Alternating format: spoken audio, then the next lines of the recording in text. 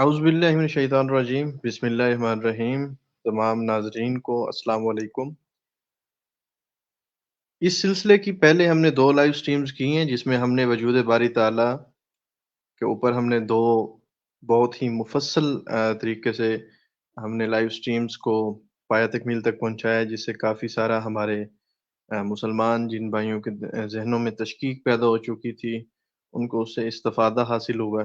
Students جو رد الحاد پہ کام کرنا چاہتے تھے، ان کو اس سے بہت سارا فائدہ حاصل ہوا ہے، جو کہ آپ پیغام یونین کے YouTube and Facebook channel پہ آپ دیکھ سکتے ہیں۔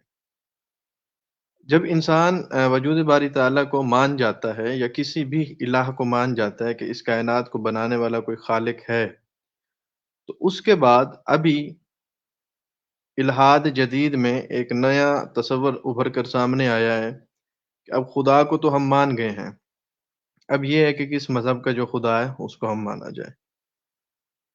ماضی میں اس کا طریقہ کار کچھ اور تھا کہ اگر ایک یہودی یا عیسائی یا ایک مسلمان یا ایک ہندو اگر ایتھیسٹ یا ناستک یا ملحد ہوتا تھا، تو اس کو اگر قائل کیا جاتا تھا وہ لوٹ کے واپسی اپنے ہی مذہب میں آتا تھا۔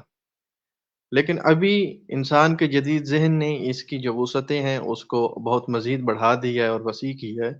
تو اب جہاں پہ لوگ خدا کے وجود کا انکاری ہوتے ہیں، وہیں پہ واپسی آتے وقت یا بحث کے دوران ان کا سب سے بڑا یہ سوال ہوتا ہے کہ اب کون سا خدا، کس مذہب کا خدا وہ سچا ہے۔ اسی حوالے سے آج ہماری ڈیبیٹ ہے، ہمارا موضوع ہے ہماری سٹریم کا کہ کس مذہب کا خدا سچا ہے۔ اس حوالے سے مختلف طریقوں سے سید فصیح اللہ شاہ صاحب ہمارے ساتھ موجود ہیں، سلیم شیخ صاحب موجود ہیں، جابر بن حیان ہمارے ساتھ موجود ہیں، اور یہ تمام اہل علم لوگ آپ کی اور میری بھی رہنمائی بھی فرمائیں گے اور ہمارے علم میں اضافے کا سبب بھی بنیں گے، اور یہ مختلف طریقوں سے خدا، کس مذہب کا خدا سچا ہے، اس کا بطور مسلمان ہم دلائل کے ساتھ جو ہے آپ کے سامنے مقدمہ رکھیں گے انشاءاللہ۔ جی شاہ صاحب، السلام علیکم۔ جی وعلیکم السلام ورحمۃ اللہ وبرکاتہ۔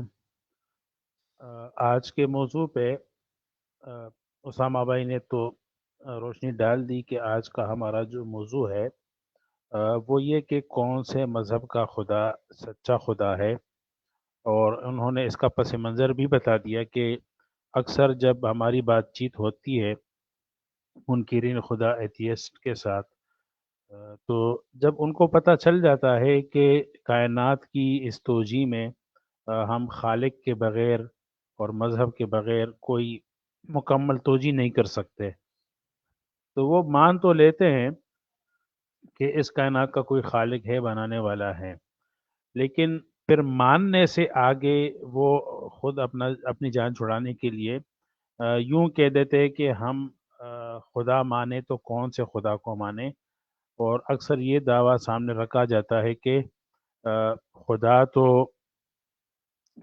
مذاہب تو تقریباً 4200 مذاہب ہے اور ہر ایک کا اپنا اپنا خدا ہے، تو پتہ نہیں اس میں کون سچ ہے اور کون سا خدا جو ہے وہ جھوٹا ہے۔ تو یہ یوں سمجھے کہ ان کا ایک خود سے یعنی خود کو مذہب سے اور اسی طرح یعنی خدا کو ماننے سے ان کا ایک ہیلا ہوتا ہے، اس کی کوئی دلیل نہیں ہے، ہیلا اور بہانہ ہی ہوتا ہے۔ تو اس پر انشاءاللہ ابھی گفتگو دوسرے ساتھی بھی کریں گے۔ میں جو کچھ ابھی عرض کرنا چاہتا ہوں وہ یہ کہ سب سے پہلے ہمیں یہ تو ماننا چاہیے کہ یہ جو بانا ہے کہ چلے کائنات کا کوئی خدا تو ہے، لیکن کون سے مذہب کا خدا سچا ہے، یا یہ بھی کہا جاتا ہے کہ کائنات کا جو خالق ہے وہ ہو تو سکتا ہے لیکن کوئی مذہبی خدا نہیں ہو سکتا، یہ بھی ایک بانا ہے۔ تو سب سے پہلے ہم اس سوال کا جواب دینے کی کوشش کرتے ہیں کہ کائنات کا کوئی خدا تو ہے لیکن وہ مذہبی خدا نہیں ہو سکتا، اس بات میں کتنی لوجک ہے؟ میرے خیال میں یہ بہت بڑا دعویٰ ہے کہ کائنات کا کوئی خالق تو ہے لیکن وہ مذہبی خدا نہیں ہو سکتا، تو یہ اتنے یقین کے ساتھ کہنا کہ وہ مذہبی خدا نہیں ہو سکتا لیکن ہے خدا، اس پہ میں ایک سادہ سی بات کہوں کہ ہم کہیں کہ دو دونی چار، یہ دو جمع دو چار تو ہیں، لیکن یہ ریاضی والا نہیں ہے، یہ کوئی اور ہے۔ تو میرے خیال میں جتنی یہ بات ایک مضحکہ کا خیز ہے اور غیر عقلی اور غیر منطقی ہے کہ بھائی دو اور دو اور جمع، یہ جو الفاظ ہے، یہ جو زبان ہے، یہ تو آپ کو ریاضی نے دیا، اور پھر اس کا نتیجہ بھی آپ کو دیا کس نے دیا؟ ریاضی نے دیا، چار۔ تو دو کا جو نام ہے یہ آپ نے ریاضی سے سیکھا یہ ریاضی کی لینگویج ہے، جمع یہ بھی ریاضی کی لینگویج ہے، پھر دو، پھر یہ بھی، اور پھر جو اس کا نتیجہ چار ہے یہ بھی تو ریاضی کی لینگویج ہے نا۔ لیکن اگر کوئی بے وقوف یہ کہے کہ میں دو جمع دو چار کو تو مانتا ہوں لیکن جو اسکولوں میں ریاضی پڑھائی جاتی ہے وہ والا نہیں مانتا ہوں، یہ کوئی اور ہے۔ اچھا، وہ کوئی اور ہے، وہ بھی نہیں بتا سکتا کہ کوئی اور کہاں ہے، مطلب ایک اس کا تعلق فلسفے سے ہے، سائنس سے ہے، دنیا میں کسی علم کے ساتھ تو ہوگا نا اس کا تعلق، لیکن وہ بھی نہیں بتا سکتا۔ لیکن نہیں، دنیا جو بتاتی ہے کہ دو جمع دو چار یہ ریاضی میں ہوتا ہے، وہ میں نے نہیں ماننا ہے تو ہے، لیکن میں نہیں مانتا کہ یہ ریاضی والا ہے۔ اسی طرح ہمیں مطلب پھل فروٹ وغیرہ ان کے جو نام ہے وہ ہمیں اپنی مطلب زبان ہمیں یہ چیزیں دیتی ہے۔ مثلا ایک پھل ہے جس کو اردو میں سیب کہتے ہیں اور انگریزی میں اس کو ایپل کہتے ہیں۔ اب کوئی شخص کہتا ہے کہ میں اس پھل کو سیب تو مانتا ہوں لیکن اردو والا یہ سیب نہیں ہے، یا انگلش والا ایپل نہیں ہے۔ تو بھائی ایپل تو آپ نے ایپل کو، ایپل کا جو نام آپ کو دیا ہے یہ تو انگریزی زبان نے دیا ہے، یہ تو کہیں اور سے نہیں آیا۔ سیب کا جو نام ہے یہ تو اردو زبان سے آیا ہے، یہ تو کہیں اور سے نہیں آیا۔ اردو زبان کے علاوہ سیب کہاں سے آیا وہ آپ بتا نہیں سکتے، لیکن جو زبان آپ کو دے رہا ہے وہ آپ مان نہیں رہے، کہتے ہیں کہ ہے تو ہے لیکن اردو والا نہیں ہے تو ہے ایپل لیکن انگریزی والا نہیں ہے۔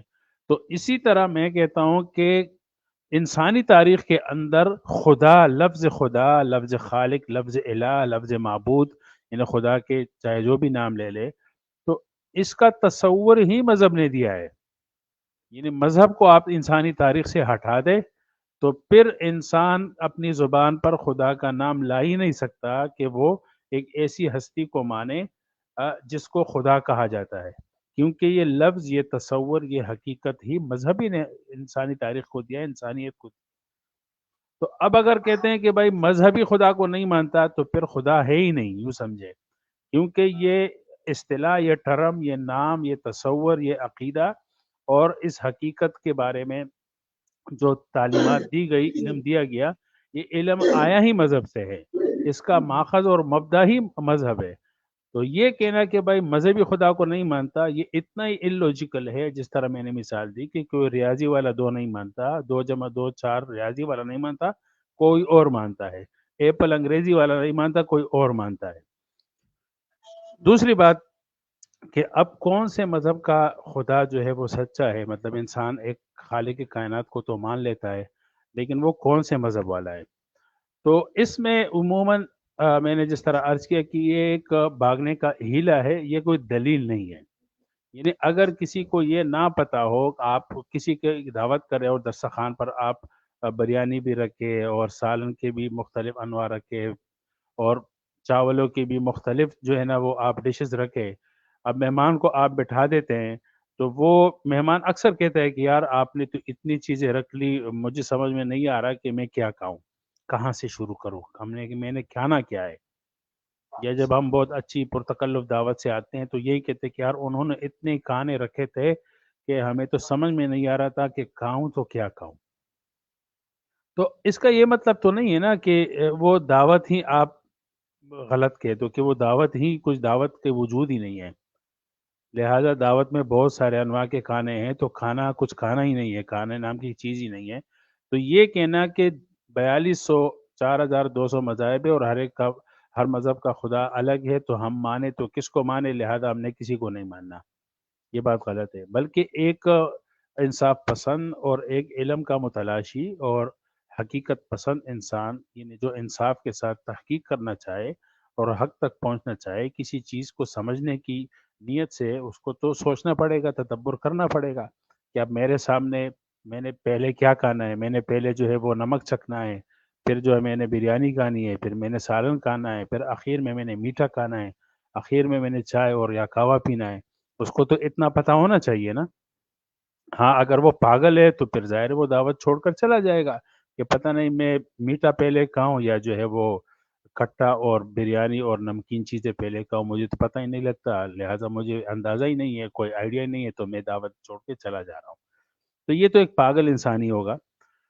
اس کے لیے ہمیں ایک اصولی چیز جو اگر علمی طور پہ سمجھنا چاہے تو ہم سب سے پہلے دیکھیں کہ دنیا بھر میں جتنی بھی آبادی ہے انسانیت کی، تو وہ کتنی آبادی انسانوں کی کتنے فیصد وہ کسی مذہب پہ یقین رکھتی ہے. تو ایک ریسرچ کے مطابق صرف 8% ایسے لوگ ہیں یا زیادہ سے زیادہ 15% کہ اگر اس میں ایتھیسٹ، ایگنوسٹک، ڈیسٹ اور بعض وہ لوگ بھی ہیں جو ارریلیجن ہے، یعنی خود کو کسی مذہب کے ساتھ ریلیٹ نہیں کرتے لیکن وہ منکرین خدا بھی نہیں ہوتے، وہ خدا بھی مانتے، سب صحیح مانتے ہیں، لیکن وہ اپنے آپ کو کسی ریلیجن مذہب کے ساتھ منسلک کرنا پسند نہیں کرتے، یعنی وہ اپنی لائف پرسنلی بس زندگی گزارنا چاہتے ہیں. تو اگر ان کو بھی ملایا جائے ملحد اور منکرین خدا میں، منکرین مذہب میں، تو وہ تقریباً 15% ہے. اب 15% کے بعد جو ہے یہ 85% کا جو آبادی ہے فیصد یہ رہتا ہے. اب ان میں سے دیکھیں تو تقریباً دنیا کی اکثریت یہ 31% جو ہے وہ مسیحی ہے اور 24.9% جو ہے وہ مسلمان ہے اور 15 یا 16% جو ہے وہ ہندو ہے اور 0.3 جو ہے یہ سکھ مت والے لوگ ہیں، مطلب سکھ ہے، اور تقریباً 6% جو ہے یہ بدھسٹ ہے. تو بدھسٹ کو بھی 6% کو بھی ہم نکالے کیونکہ وہ بھی کسی خدا پہ یقین نہیں رکھتے، بدھا کی وہ عبادت کرتے ہیں لیکن بدھا ان کا یعنی خدا نہیں ہے بلکہ ان کے مذہب کا بانی ہے، تو اس لحاظ سے ان کی تعظیم کرتے ہیں، باقی وہ کسی خدا پہ یقین نہیں رکھتے. تو جو بڑے بڑے مذاہب ہے اچھا، اور جو 0.8% یہ باقی جو کہا جاتا ہے کہ 4200 مذاہب ہے، کسی نے کہا 10,000 مذاہب ہے چھوٹے بڑے، تو وہ 0.8% میں وہ لوگ آتے ہیں جو 4200 گنتے ہیں. بڑے بڑے مذاہب جو ہے وہ اسلام ہے، جو مشہور مذاہب ہے اسلام اور مسیحیت، کرسچینٹی ہے اور بدھسٹ اور اسی طرح ہندو مت اور یہود یعنی جوئزم جو ہے جیوش وہ تقریباً 2 یا 3% ہے.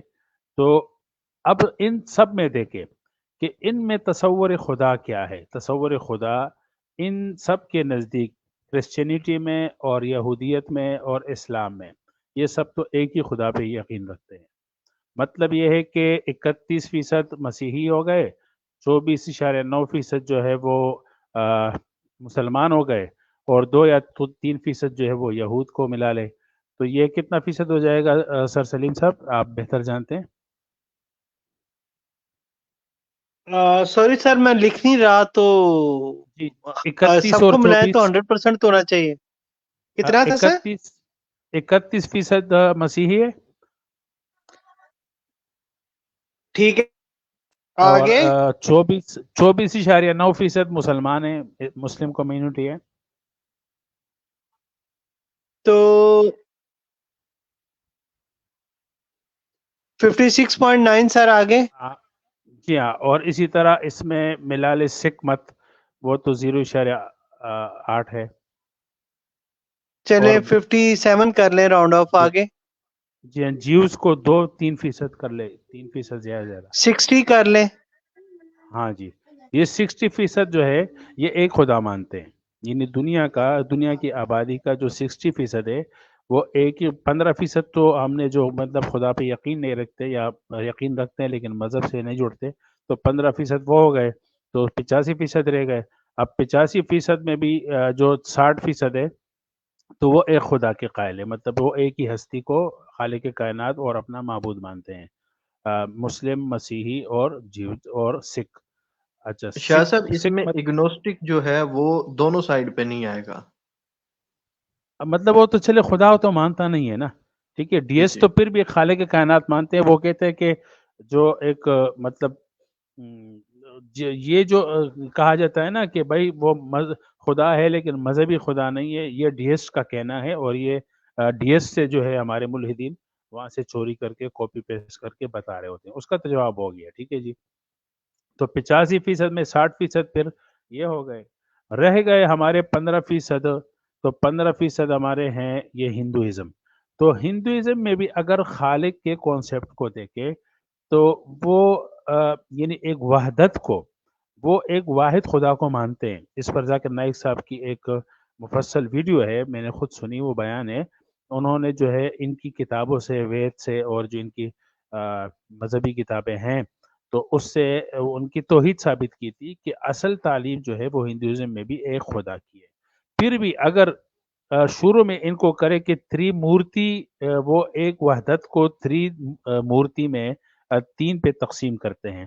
اس میں یہ جو خالق مانتے ہیں وہ برہما کو مانتے ہیں کہ برہما جو ہے وہ خدا کی تخلیقی صفت ہے. اور پھر وشنو ہے اور شیو ہے. ایک کو رازق مانتے ہیں اور شیو کو یہ رب مانتے ہیں. تو یہ صفاتی، یہ مطلب برہما کو بھی تخلیقی صفت خدا کی مانتے ہیں، اور وشنو کو یہ جو ہے رازق مانتے ہیں، اور شیو کو جو ہے یہ رب مانتے ہیں. وشنو کو یہ رب مانتے ہیں اور شیو کو یہ جو ہے فنا اور موت کا دیوتا مانتے ہیں. یعنی جو موت اور فنا کا وہ ہے، قادر ہے، تو وہ ہے شیو. تو اب دیکھیں، اور اس کو یہ صفاتی مانتے ہیں. برہما کے بارے میں یہ لوگ کہتے ہیں کہ وہ غیر شخصی ہے اور وہ غیر مادی ہے، اس کا کوئی جسم نہیں ہے، اور وہ ابدی ہے، اس کا نہ کبھی آغاز ہوا ہے نہ کبھی انتہا ہوگی. تو اب یہ چیز دیکھیں، برہما ہو، اور برہما بھی ایک خدا کی ایک تخلیقی صفت ہے، اور وشنو یہ بھی خدا کی ربوبیت کی صفت ہے، اور شیو جو ہے یہ خدا کی موت اور فنا کی قدرت والی صفت ہے. اب یہ تینوں کی جو اکائی ہے وہ بھی ایک ہے. مطلب یہ سارے صفاتی، یہ صفات تو اسلام میں بھی ہے، یہ صفات تو مسیحیت میں بھی ہے، یہ صفات تو اللہ تعالیٰ کی جو ہے وہ یعنی دوسرا جو مذہب ہے، کیا نام ہے، یہودیت میں بھی ہے.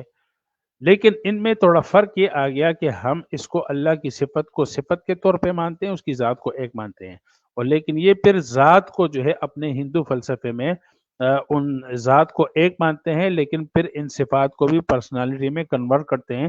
لیکن وہ پرسنالٹی بھی وہ ایسے ہی مانتے ہیں کہ یہ غیر شخصی ہے اور غیر مادی ہے، ابدی ہے، اور ابدی اور ازلی ہے. تو اب دیکھیں، یعنی ہندوازم کو بھی اگر گہرائی سے دیکھا جائے تو وہ ایک خدا، ایک خالق کائنات ہی کے قائل ہے. باقی ان کو جو غلط فہمی ہے یا ان کا جو فلسفہ اسلام سے یا دیگر مذاہب سے، یعنی توحیدی 3 مذاہب سے اگر الگ ہوتا ہے تو وہ پھر صفات میں ان کا اور ہمارا اختلاف ہے. خدا کی ذات میں ہمارا ہندوازم سے بھی کوئی اختلاف نہیں ہے. تو یوں ہم کہہ سکتے ہیں کہ یعنی جو 85% حصہ ہے، جس میں سے 0.8 حصہ وہ ہے جن کو یہ 42 مذاہب کہتے ہیں، جو مطلب بہت زیادہ غیر مشہور ہے، گلی محلے کے مذاہب کہہ سکتے ہیں، ہم تصورات کہہ سکتے ہیں. تو وہ ان کا نام و نشان تک ہی نہیں ہے، یوں سمجھے. لیکن 85% جو دنیا کا مذہبی طبقہ ہے، چاہے وہ ہندو کے نام سے ہو، سکھ کے نام سے ہو، اور مسیحیت کے نام سے ہو، یہودیت کے نام سے ہو، یا مسلمان کے نام سے ہو، تو وہ ایک ہی خالق کائنات اور ایک ہی خدا پر متفق ہے. تو اب یہ کیسے کہا جا سکتا ہے کہ بھائی گلی محلے کے کسی کونے میں جو 4200 والا مذہب ہے، تو پتہ نہیں اس کی وجہ سے جو میں 85% دنیا کی آبادی کا جو حصہ ایک خدا کو مانتا ہے، وہ میں اس کو کیسے مانوں؟ تو اس کا مطلب یہ ہے کہ یہ ایک آدمی ریشنل ہے اور ایک آدمی جو ہے وہ منطق کے پیچھے چل رہا ہے، یا گلی محلے کا وہ جو 0.8 کے کسی حصے کا 42واں مذہب ہے، یعنی وہ بھی میرے خیال میں 0% ہی بنتا ہے. تو اس کی وجہ سے آپ دنیا کی 85% کو جو ارریشنل، غیر منطقی اور غیر عقلی اور خدا کے تصور کے بارے میں غلط مانو، اور یہ کہہ دو کہ میں خدا کو مانوں تو کون سے خدا کو مانوں. دوسری بات جو میں عرض کرتا ہوں اس حوالے سے وہ یہ کہ مذہب ایک ہی ہے اگر آپ مذہب کو لے لیں، مذہب ایک ہی ہے، کیونکہ مذہب نام ہی ہے ایک خالق کائنات کو ماننا، اور پھر اس کے قانون کے مطابق، دستور کے مطابق اس سے تعلق بنانے کے لیے زندگی گزارنا، یعنی اس کی رضا کی باتوں کو بطور عبادت زندگی میں لانا، اور جو ان کی ناراضگی والی باتیں ہیں ان سے زندگی میں بچنا، دوسری بات۔ اور تیسری بات یہ ہے کہ وہ ہمارا پیدا کرنے والا اور ہمیں زندگی کا ڈھنگ سکھانے والا، بتانے والا، وہ خدا ہم سے موت کے بعد ہم سے حساب لے گا۔ یہ ہے مذہب۔ تو اس معنی میں مذہب دنیا کا ایک ہی ہے، 42 مذاہب کوئی نہیں ہے۔ اب خدا کے تصور میں یہ جو کہتے ہیں، تو اب جو ہم اگر 0.8 مذاہب کو بھی لے لے، یعنی جو بتوں کی عبادت کرتے ہیں یا کوئی پتھروں کی عبادت کرتے ہیں، تو اس میں بھی اگر ہم دیکھیں تو وہ خدا کے وجود یا خدا کی صفات میں شرک نہیں کرتے، تصور خدا میں، یعنی وہ غلط راہ پہ نہیں ہے ہماری نظر میں، بلکہ وہ اللہ کی الوہیت میں جو ہے نا بھٹک جاتے ہیں، اور اللہ کی الوہیت، اللہ کی صرف ایک صفات ہے، باقی صفات میں وہ ہمارے ساتھ متفق ہے کہ ہاں وہیں۔ اچھا، جس بت کی وہ عبادت کر رہے ہوتے ہیں، تو کسی بھی مذہب میں، جس طرح کہ ہندوؤں میں ایک فرقہ ہے کہ جو ہر چیز میں خدا مانتے ہیں، ماں میں بھی خدا مانتے ہیں، تو وہ بطور تعظیم کسی بھی چیز کو ماں مان لیتے ہیں، یا خدا مان لیتے ہیں، خدا اور بھگوان کہہ دیتے ہیں۔ کسی نے اس کے ساتھ اچھائی کی تو وہ خدا، استاد بھی بھگوان ہے، ماں بھی بھگوان ہے، باپ بھی بھگوان ہے، کہ کوئی چیز مفید چیز ہوگی تو وہ اس کے لیے بھگوان ہوگا۔ اب وہ بھگوان کہنا ان کے ہاں ایک تعظیمی لفظ ہے، تو اس سے پتہ چلا کہ وہ بھی بھگوان ہی کو تعظیم کے قابل سمجھتے ہیں۔ ٹھیک ہے، اب ان کی غلط فہمی یہ ہے کہ کیا میں کسی غیر خدا کو خدا کا نام، یعنی غیر بھگوان کو بھگوان کہہ سکتا ہوں کہ نہیں کہہ سکتا ہوں؟ تو یہ اس کی جو ہے اپنے مذہب سے یوں سمجھے کہ لا علمی ہے، وہ اپنے الفاظ میں جو ہے غلط ہو رہا ہے، لیکن اس کا یہ مطلب نہیں کہ اگر کسی ہندو نے اپنی ماں کو بھگوان کہا، باپ کو بھگوان کہا، یا استاد اپنے گرو کو بھگوان کہا، تو اس کا یہ تصور ہرگز نہیں ہے کہ وہ خالق کائنات بھی ہے اور میں نے اس کی عبادت بھی کرنی ہے اور اسی کو رضا کرنے کے لیے میں نے اپنے مال میں سے جو ہے صدقہ خیرات بھی کرنا ہے۔ ایسے نہیں ہے، بلکہ وہ ایک ٹائٹل دیتا ہے بطور تعظیم۔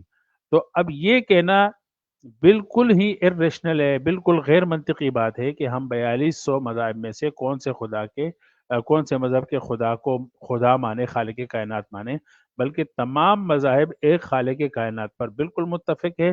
جو اختلاف اور تصور خدا میں ہیں، وہ تصور خدا میں الوہیت میں ہے کہ کون اب عبادت کس کی کرنی ہے۔ تو جس طرح کے مشرکین مکہ بھی کہتے تھے کہ وَيَقُولُونَ هَؤُلَاءِ شُفَعَاؤُنَا عِندَ اللَّهِ لِيُقَرِّبُونَ إِلَى اللَّهِ زُلْفَىٰ، وہ بھی کہتے تھے کہ ہم ان بتوں کی عبادت اس لیے کرتے ہیں تاکہ یہ ہمیں اللہ کے قریب کرتے، تاکہ یہ اللہ کے ہاں ہمارے سفارشی بنے۔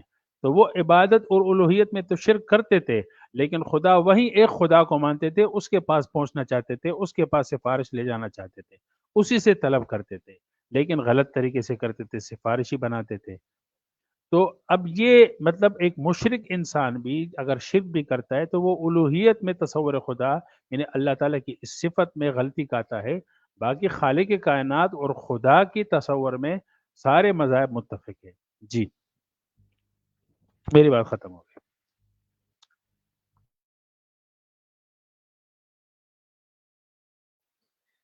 سلیم صاحب، آپ کچھ ایڈ کرنا چاہیں گے اس حوالے سے؟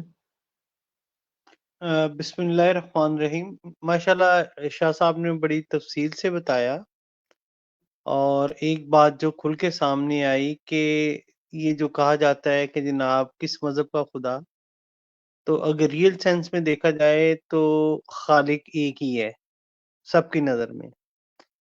اب ان میں سے ہم کس طرح ڈسٹنگوش کریں گے کہ کون سا جو ہے وہ سچا خدا ہے؟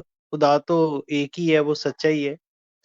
بہرحال جو عام نظریات آج کل پھیلے ہوئے ہیں، اور اس کے مطابق اگر لوگوں کو، جن کی تعداد بہت قلیل ہے، اگر سیٹسفائی کرنا ہے، تو اب وہ کہتے ہیں کہ مذہبی خدا نہیں ہو سکتا، جس طرح شاہ صاحب نے بتایا۔ تو مجھے بڑی حیرت ہوتی ہے کہ جب ہم ایک خالق کی بات کرتے ہیں تو اس خالق کو جو مانتا ہے، فار ایگزامپل وہ کہتے ہیں مذہبی خدا نہیں ہے، کوئی خدا ہے، تو وہ اس خدا کو ماننے کا تو وہ بھی تو مذہبی ہو جائے گا۔ تو خدا کو ماننے والا اگر مذہبی ہو جاتا ہے، مذہب کا مطلب یہی ہے، دین کا مطلب یہی ہے کہ ایک خاص نقطہ نظر کے تحت جو ہے وہ زندگی گزارنا، اور وہ نقطہ نظر تمام انسانوں کے لیے کامن، اور اس میں سب کے لیے بھلائی. تو مانے بغیر تو گزارا نہیں ہے. اب وہ کوئی کہتا ہے کہ میں مذہبی ہوں یا نہیں ہوں، یا میں کسی دین کو مانتا ہوں یا نہیں مانتا، کسی نہ کسی آئیڈیالوجی کے تحت جو ہے وہ اپنی زندگی ضرور بسر کر رہا ہے. تو جو یہ کہتے ہیں کہ جناب خالق مذہبی نہیں ہو سکتا لیکن خالق کوئی دوسرا ہو سکتا ہے، وہ ایک طرح کا اپنے آپ کو دھوکہ دیتے ہیں. خالق ایک ہی ہے، اگر مذہبی نہیں ہے دوسرا ہے اس کو مانیں گے تو وہ بھی ان کے مذہبی بن جائیں گے یا ایک دین کے پیروکار بن جائیں گے. اس میں سب سے پہلے بات اگر ہم دیکھتے ہیں کہ جناب کون سا خدا، یہ جو عام فہم یا جو بڑا مشہور سوال کیا جاتا ہے، تو اس میں دیکھیں کہ انسان نے کبھی بھی خدا تک رسائی حاصل نہیں کی ڈائریکٹلی. یعنی ایک ان نون بندہ اس دنیا میں رہ رہا ہے، ان نون سے مراد ہے کہ اس کو نہیں پتا کہ اس کائنات کو کس نے بنایا، لیکن کسی نے بنایا، وہ کون ہے اس کو کوئی پتا نہیں ہے.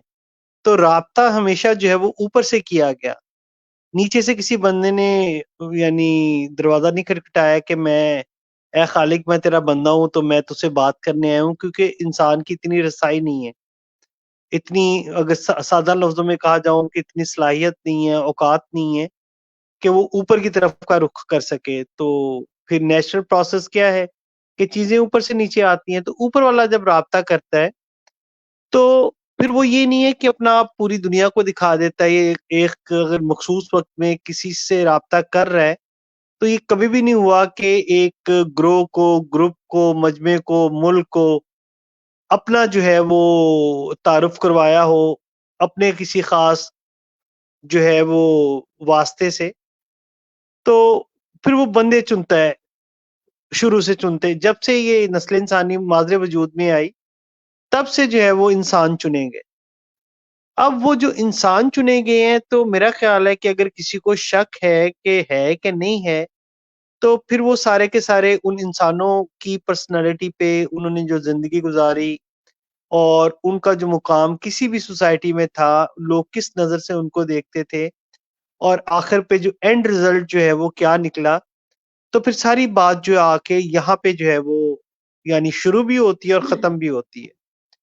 شروع اس لحاظ سے ہوتی ہے کہ خدا کا تعارف وہی آ کے کرواتے ہیں کہ جناب فلاں نے ایک ایسی ہستی ہے جس نے یہ پوری کائنات بنائی، اور اس کا ایک جو ہے جو بھی وسیلہ، ہم جس کو فرشتہ، وہ پھر خاص ٹرمنالوجی استعمال نہیں کر رہا، اب کسی بھی واسطے سے جو ہے وہ اس کا اس انسان سے رابطہ ہوتا ہے. For the sake of argument میں کہتا ہوں کہ اینجلز ہیں یا کوئی قاصد ہے یا رسول ہیں جو آ کے انسان کو بتاتے ہیں کہ جناب ایک خدا ایگزسٹ کرتا ہے، اس کائنات کا رب ہے.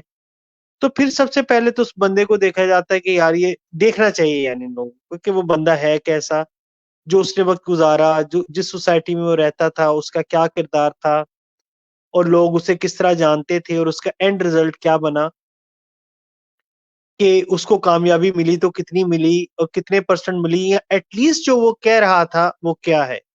فار دا ٹائم بینگ اگر میں اس کو تھوڑا سا الیبوریٹ کرنا چاہوں تو اگر ہم بڑے مذاہب ہے جس طرح دین ابراہیمی ہے، یا آپ اس کے ساتھ ہندوازم بھی لے لیں، تو ان میں ہر ایک پرسنالٹی آپ کو نظر آئے گی. چلیں اسلام تو اون کرتا ہے سب کو، وہ عیسائیوں کو بھی اون کر رہے ہیں کہ ان کے جو پیغمبر ہیں وہ ہمارے پیغمبر ہیں، یہودیوں کو بھی اون کرتے ہیں کہ جو ان کے پیغمبر ہیں ہمارے پیغمبر ہیں، اور باقیوں کے بارے میں یہ گمان کیا جاتا ہے، یہ خیال کیا جاتا ہے کہ اگر ان کی کوئی بات قرآن سے ٹکراتی نہیں ہے، متصادم نہیں ہے، تو وہ بھی اللہ کے پیغمبر ہو سکتے ہیں، کیونکہ کم و بیش 1,24,000 آئے اور انہوں نے آ کے اللہ تعالیٰ کا تعارف کروایا.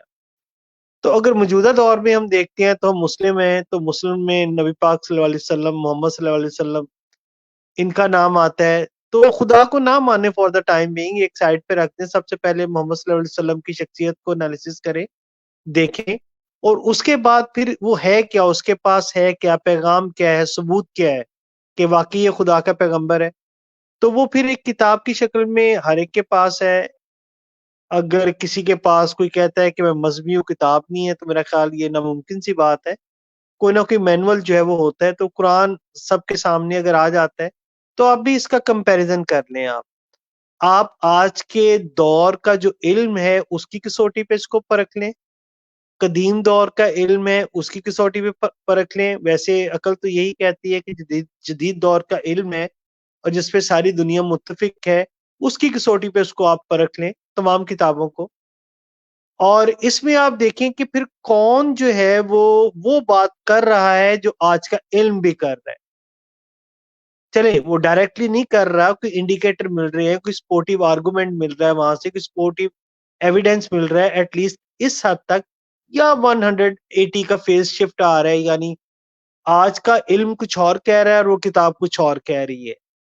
تو پھر تو خالق کا پیغام اور خالق کی تخلیق اس میں پھر ڈفرنس تو نہیں ہو سکتا، کیونکہ وہ خالق کا ہی پیغام ہے اور وہ خالق کی ہی کائنات ہے.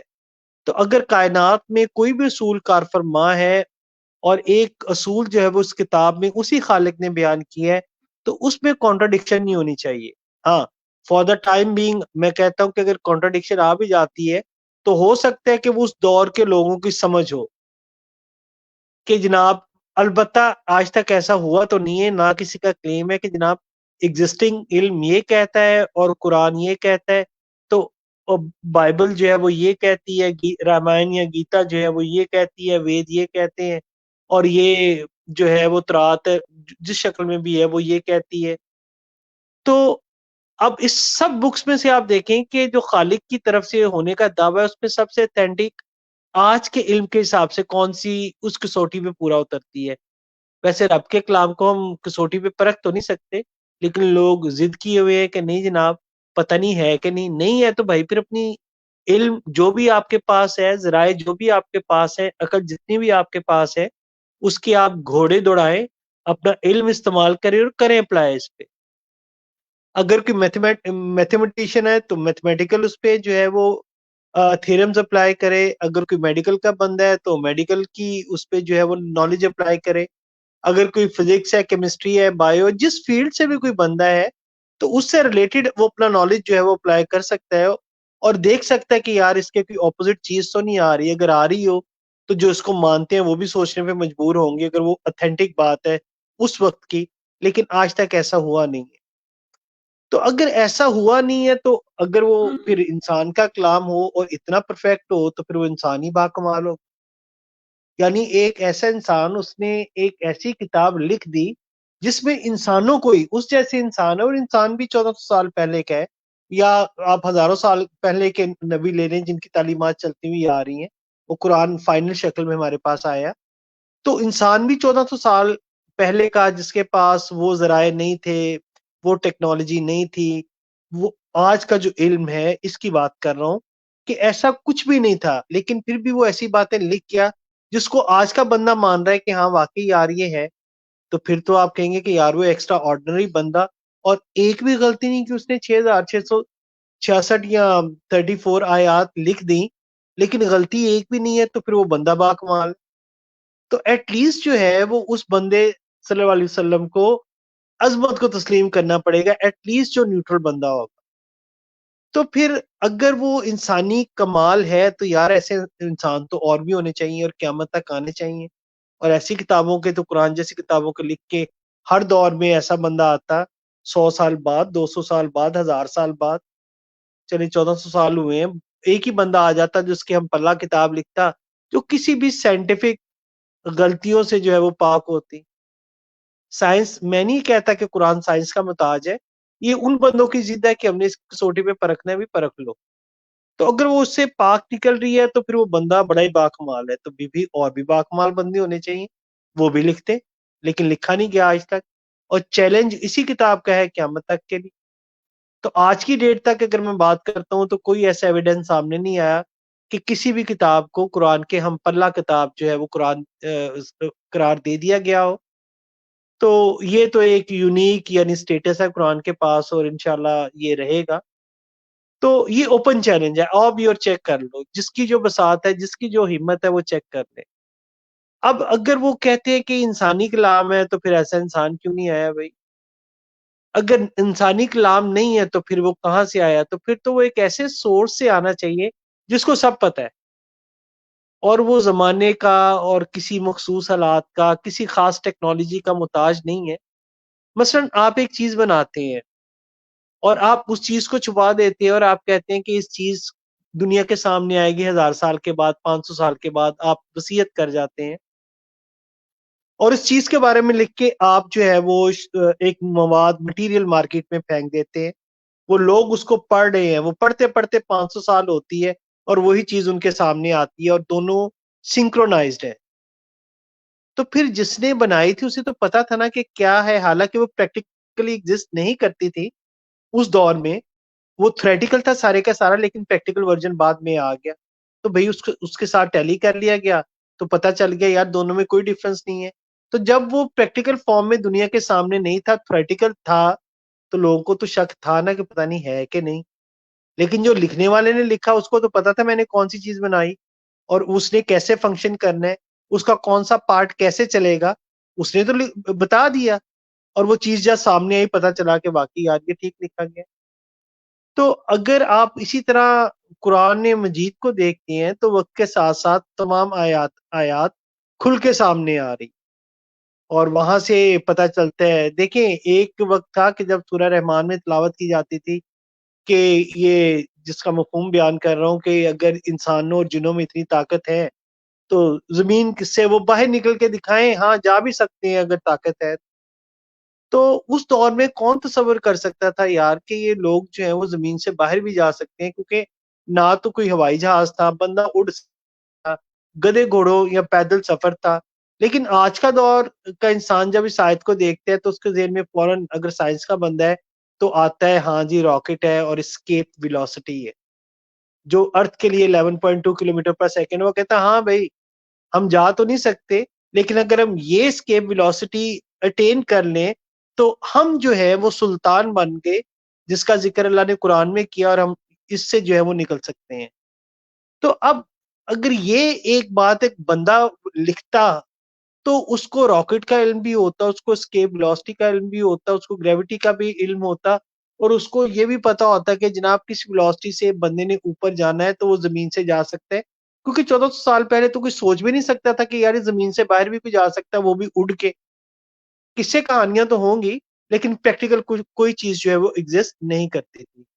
تو میں اگر اپنی بات کا ایک لبے لباب پیش کروں، ایک خلاصہ یا سمری پیش کروں، تو پرکھنے والے جن کو کوئی شک ہے وہ سب سے پہلے پرسنالٹی پرکھے.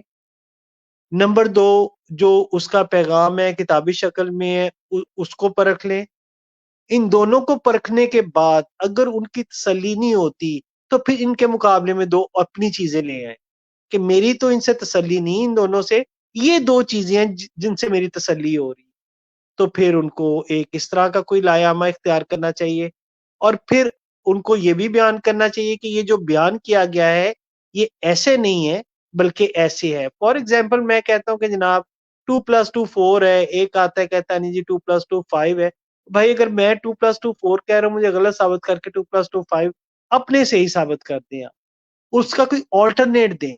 دنیا کا سب سے آسان کام ہے اعتراض کرنا، لیکن دنیا کا سب سے مشکل کام ہے اس اعتراض کے مقابلے میں ایک ٹھیک چیز لے کے آنا اور اس اعتراض کو دور کرنا. یعنی ایک سینٹینس اگر غلط کہا گیا ہے تو اس سینٹینس کو ٹھیک کر کے دنیا کے سامنے لانا اور دنیا اس کو مان بھی لے.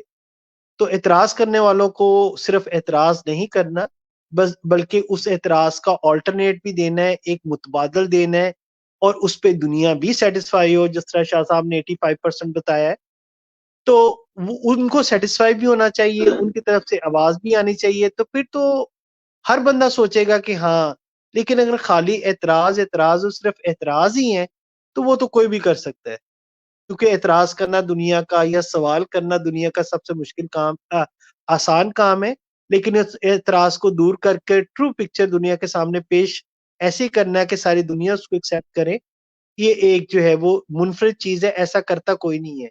شاید آپ نے قصہ بھی سنا ہو کہ ایک مصور نے تصویر بنائی اور اس نے دیوار وہ چوراہے میں لگا دی اور کہہ دیا کہ یار اس میں جو غلطیاں نظر آتی ہیں نا اس پہ نشان لگا دیں، سرکل بنا دیں. تو صبح اٹھ کے دیکھتے ہیں تو پوری اس پہ جو ہے وہ تصویر پہ سرکل ہی سرکل ہر طرف. یعنی لوگوں نے اس پہ نقص نکال دیے. اب اسی تصویر کو رکھ دی، اس نے کہا کہ جس نے جو نقص لگایا اس کو ٹھیک کر دے. تو جب جو نقص لگانے والے تھے ان سے ٹھیک ہوا ہی نہیں. تو یہ جو میرے معصوم بھائی ہیں جو یہ اعتراض کرتے ہیں کہ جناب خدا تو ہو سکتا ہے، وہ مذہبی خدا ہے، وہ وہاں سے کہنا چھوڑ دیں، کیونکہ اگر وہ مذہبی خدا نہیں ہے تو پھر بھی کوئی نہ کوئی تو خالق ہے نا. اگر اس کو مانیں گے تو بھائی دین تو وہی ہے، کسی ایک کو مان کے جینا، تو پھر آپ بھی اس کو مان لیں گے. تو پھر جو اب مان رہے ہیں کسی خالق کو، آپ بھی کسی خالق کو مانیں گے، ماننا تو خالق کو ہی ہے. تو ہو سکتا ہے کہ جس کو آپ کہہ رہے ہیں کہ وہ مذہبی خدا نہیں ہے بلکہ وہ اور خالق ہے، وہ وہی نکلا ہے جو مذہب کا ہے. تو خالق کو مانے بغیر تو گزارا نہیں ہے. ایک تو یہ کہنا چھوڑ دیں، اور دوسری بات یہ کہ اگر یہ کوئی اعتراض کرتے ہیں کہ ہاں کائنات اللہ نے نہیں بنائی، تو پھر یہ آلٹرنیٹ دیں کہ جناب یہ کائنات اس طرح بنی. بگ بینگ بڑی مشہور و معروف تھیری ہے، ٹھیک ہے، لیکن پوری کی پوری دنیا کے ہاتھ اٹھے ہوئے ہیں یہ بتانے کے لیے کہ وہ جو بگ بینگ تھا اس کا کاز کیا تھا. کسی کو کچھ پتا نہیں، باقی کہانی اس کے بعد ہی شروع ہوتی ہے. تو اب ہماری طرف بھی کچھ ہے، لیکن بہرحال سمری میری یہی تھی. اگر کسی بھائی کا کوئی کویشچن ہو تو وہ کر سکتا ہے، باقی اسامہ بھائی اور جابر بھائی جو ہے وہ اس کو مزید ایکسٹینڈ کر سکتے ہیں. شکریہ.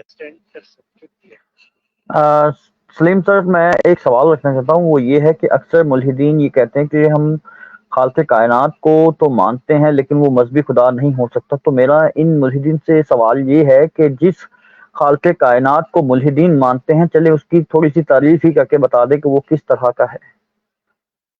جی جابر بھائی، میں یہی کہہ رہا ہوں کہ اگر وہ کوئی آلٹرنیٹ دیتے ہیں نا تو پھر بتاؤ یار.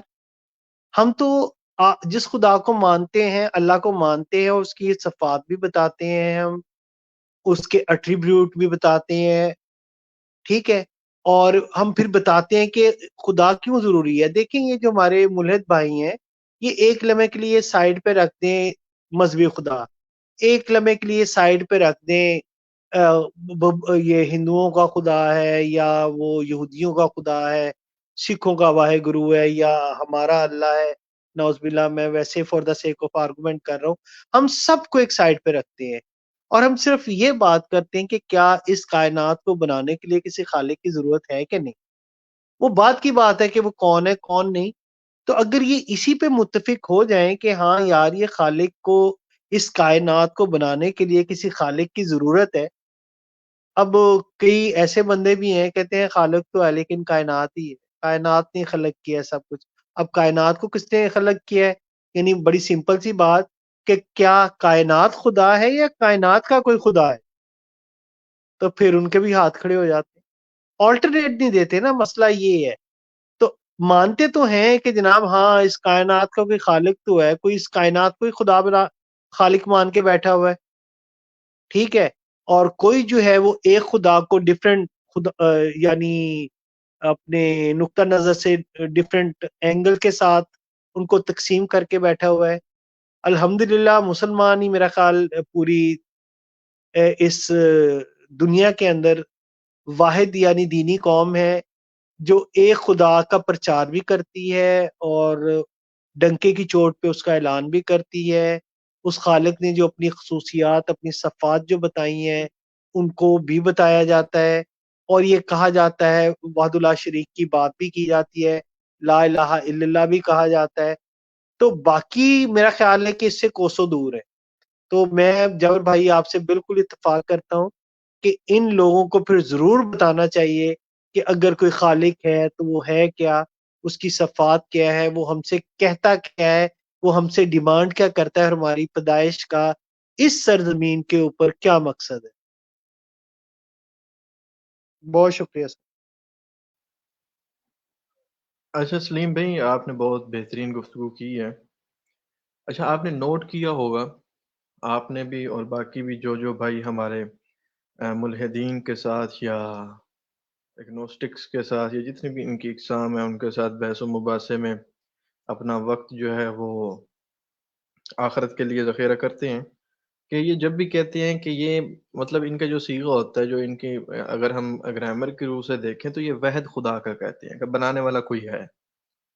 مطلب یہ نہیں کہیں گے کہ بنانے والے اتنے خدا ہیں. مطلب ان فطرت میں ہی شامل ہے کہ جب بھی ان کے زبان سے اقرار ہوتا ہے یا یہ خود کچھ پڑھ کے یا دیکھ کے یا آبزرویشن کر کے آبزرو کر کے چیزوں کو، تو یہ یہی کہتے ہیں، اور منطقی اعتبار سے بھی یہی چیز صحیح ہے کہ ایک خدا ہے، کوئی بنانے والا ہے، اس کو پھر یہ آگے نام دیتے ہیں انرجی کا یا اسی کے، وہ ایک الگ چیز ہے۔ تو جیسے ہمارا آج موضوع ہے کہ کس مذہب کا خدا وہ سچا ہے، ویسے ایک میں پاتھ میں سوچ رہا تھا کہ ہمیں کرنا چاہیے، اس کا تعین کرنا چاہیے ملحدین کے لیے۔ ایک چھوٹی سی میری بات ہے 1-2 منٹ کی، کہ اگر یہ کسی کریٹر کو مانتے ہیں تو پھر یہ بھی مانتے ہیں کہ اس نے دنیا کو بنایا ہے۔ اگر اس نے دنیا کو بنایا ہے تو پھر اس کی ایک ایٹریبیوٹ، اس کا ایک صفت آ گئی خالق کی۔ اگر اس نے اس کو سنبھالا ہوا ہے تو پھر وہ انٹیلیجنٹ بھی ہے۔ اگر وہ اس کو دو تباہیوں میں according to big bang theory, دو تباہیوں سے لے کے اس کائنات پوری کو جا رہا ہے، تو وہ پھر جو ہے انٹیلیجنٹ جو ہے وہ خدا ہے، نہ کہ وہ ایک انرجی ہے۔ پھر اگر اس نے کائنات کو اتنا خوبصورت بنایا ہے، ہماری زمین کو اتنا اس نے بہترین بنایا ہے، رنگوں سے بھر کے اس نے بنایا ہے، پھر وہ مصور بھی ہے۔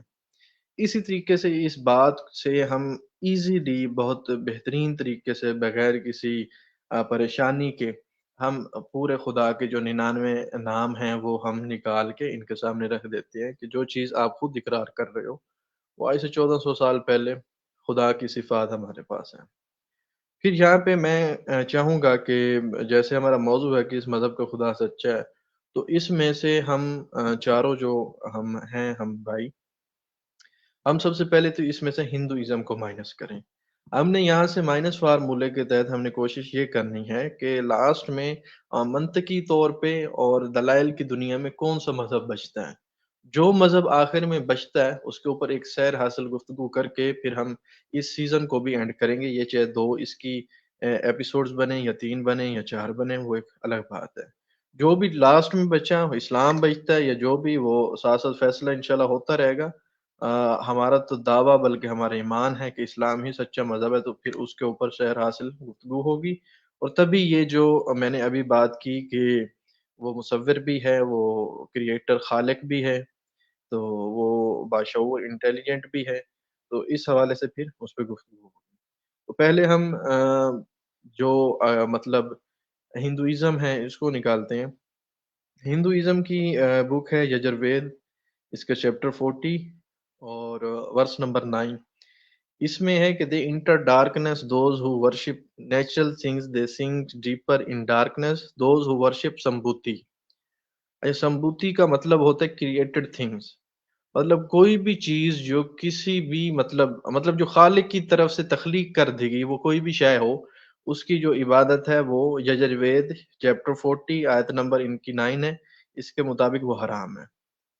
پھر آگے جو انہوں نے بت بنائے ہوئے ہیں ان کی نفی ہے، گاڈ سپریم اور supreme spirit is no pratima idol اور material shape, Yajurveda chapter 32 verse number 3۔ اور اس کے بعد آگے پھر those whose intelligence has been stolen by material desires they worship demigods for example idols، یہ ان کی بھگوت گیتا چیپٹر 7 آیت نمبر 20 ہے۔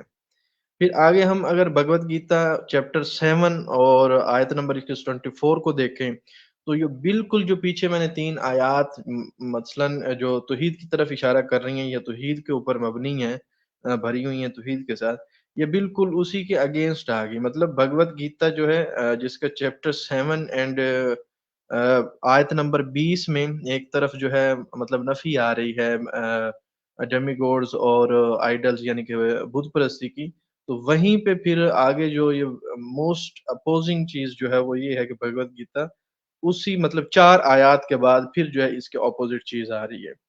پھر اسی طریقے سے آگے شریمد بھگوت گیتا پرانا، اس کے 11:27-12 یہ اس کا مطلب ریفرنس ہے۔ اس میں پھر جو ہے مطلب یہاں پہ کہا جا رہا ہے عبادت کرنے کو کہ آپ خدا جو ہے وہ پتھر میں، لکڑی میں، دھات میں، زمین پہ، رنگ میں، اس کے بعد ریت میں، دماغ میں اور زیورات میں، نگینوں میں، ایسی چیزوں میں وہ اپیئر ہو جاتا ہے۔ یہ اس کی ورائٹیز میں سے شامل ہے۔ اسی کی تفسیر پھر آگے ہے، یہ آپ کو آرٹیکلز مل سکتے ہیں انٹرنیٹ پہ، آپ خود بھی اس کے اوپر ریسرچ کر سکتے ہیں۔ اس میں اگر آپ یہ سب چیزیں دیکھتے ہیں، میرا بالکل عقیدہ نہیں ہے کہ ہندوازم کوئی نعوذ باللہ الہامی کتاب ہے، لیکن میں کم از کم یہ سوچ سکتا ہوں کہ ہندوازم میں ایسی چیزیں مینشنز ہو سکتی ہیں جو پاسٹ میں انبیاء کی طرف وحی کی گئی تھیں، وہ آگے مطلب لوگ ادھر مطلب پوری دنیا میں جو یہ بر اعظم تھے، لوگ آتے جاتے تھے، تبلیغ ہوتی تھی، تو پچھلی کسی امت کا اثر ہندوازم پہ ضرور ہے۔ یہ ہندوازم کو پڑھنے سے ملتا ہے، وہ ان کے پراناز ہوں، ان کی یجروید ہو، ان کی شریمد بھگوت گیتا ہو، یا مزید کچھ کتابیں جو ان کی 4 ہیں مکمل، اس میں آپ کو توحید کہیں نہ کہیں پہ نظر آتی ہے۔ لیکن جب یہ ان کا مقدمہ ان کے خلاف ہی ہو جاتا ہے، تو پھر ہم یہ فیصلہ کر چکے ہوتے ہیں کہ جب ایک ہی کتاب میں 2 مختلف رائے ہیں، یعنی کہ ایک کہہ رہا ہے کہ 2 + 2 4 ہے، دوسرا کہہ رہا ہے 2 + 2 5 ہے، تو یہ ایک دوسرے کے ہی اپوزٹ آ گیا، اس لیے یہ کتاب لا ریب نہیں رہتی۔ اس میں کسی نہ کسی طریقے سے انسان کے ہاتھ اور قلم کا جو ہے مطلب کسی نہ کسی طریقے سے انوالومنٹ ضرور رہی ہے، اس لیے اس پہ ہم یقین نہیں کر سکتے، کیونکہ اس کا اپنا مقدمہ اپنے ہی مقدمے کے خلاف ہے۔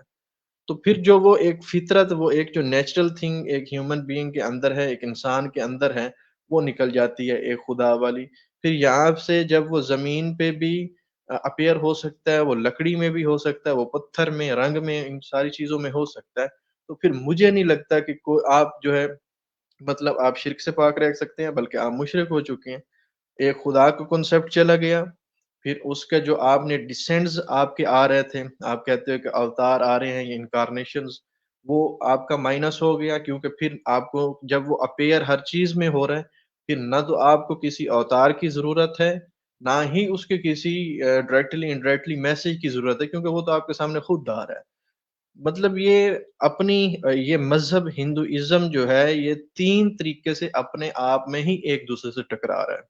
تو اس حوالے سے اگر آپ کچھ کہنا چاہتے ہیں تو موسٹ ویلکم، آپ اس میں ایڈ کریں تاکہ اس کو بہتر طریقے سے ہم دیکھیں کہ ہم کس طریقے سے اس کو ریجیکٹ کر سکتے ہیں، خاص کر ہندوازم کو۔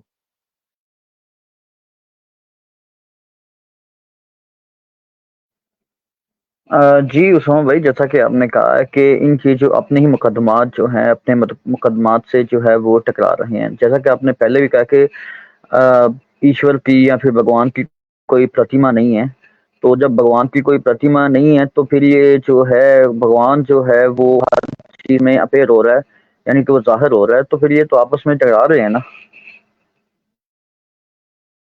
جی جی،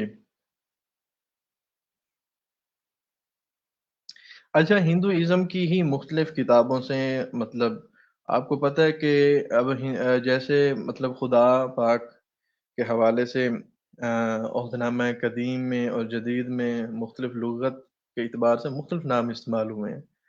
اسی طریقے ملحدین کا یہ بھی اعتراض رہتا ہے کہ آپ تمام جو کتب ہیں ان میں سے ایک نام دکھا دیں۔ ابھی آج میری ہی بحث ہوتی رہی ہے گروپ کے اندر ایک بھائی کے ساتھ، اللہ پاک ان کو ہدایت دے، آمین۔ تو اسی طریقے سے ان کی مختلف کتابیں ہیں، اس میں دونوں لفظ یعنی کہ محمد اور احمد، ان کے جو یعنی کہ معنی بنتے ہیں، اس معنی میں جو ہندوازم یعنی کہ سنسکرت میں یا ہندی میں جو لفظ ایک پرفیکٹ بنتا ہے، وہ اس حوالے سے ذکر ہوا ہے۔ سلیم صاحب، آپ جو میں نے گزشتہ گفتگو کی ہے اس حوالے سے آپ کچھ ایڈ کرنا چاہیں گے، یا شاہ صاحب آپ؟ تاکہ اگر نہیں تو پھر ہم آگے شروع کریں گے، کیونکہ یہ دوسرا حصہ آتا ہے ختم نبوت کا۔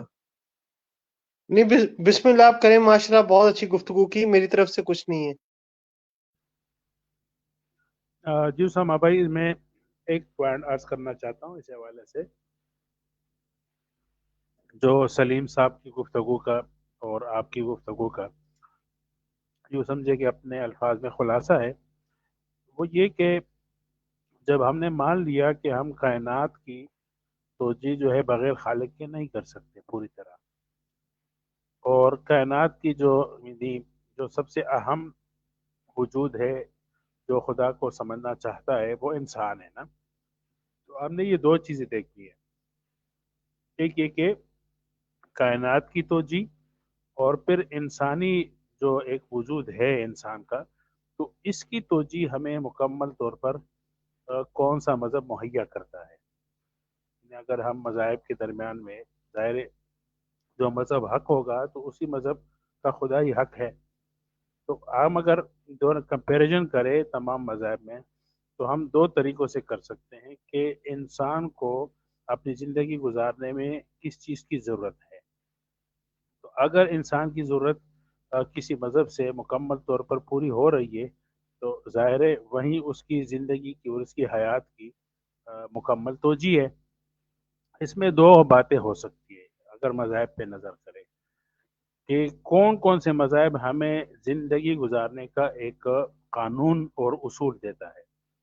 دوسرا ہے کہ کون سے مذاہب ہمیں چند رسومات دیتا ہے، کیونکہ مقصد قانون سے اور مقصد رسومات سے وہ ہے بندے کا اپنے خالق و مالک کے ساتھ تعلق. اس کے ساتھ تعلق تو ضرور ہونا چاہیے نا، ایک مالک کا اور ایک بندے کا. تو اب وہ تعلق کیسا ہے؟ وہ تعلق چند رسومات کی بنیاد پر ہے یا پورا ضابطہ حیات کی بنیاد پر ہے؟ تو اگر کوئی مذہب ہمیں چند رسومات دیتا ہے، چند رسومات کا مطلب یہ ہے کہ کسی خاص دن میں جو ہے نا وہ کسی گرجا گھر میں گئے یا عبادت خانے میں گئے یا کوئی چیز قربان کر دی، صدقہ کر دی، ٹھیک ہے. جس طرح کے مختلف مذاہب میں مختلف عیدیں ہیں، رسومات ہے، خاص خاص مواقع ہیں، تو اس میں سے جو ہے وہ پھر لوگ کر لیتے ہیں تو خود کو مذہبی شمار کر لیتے ہیں.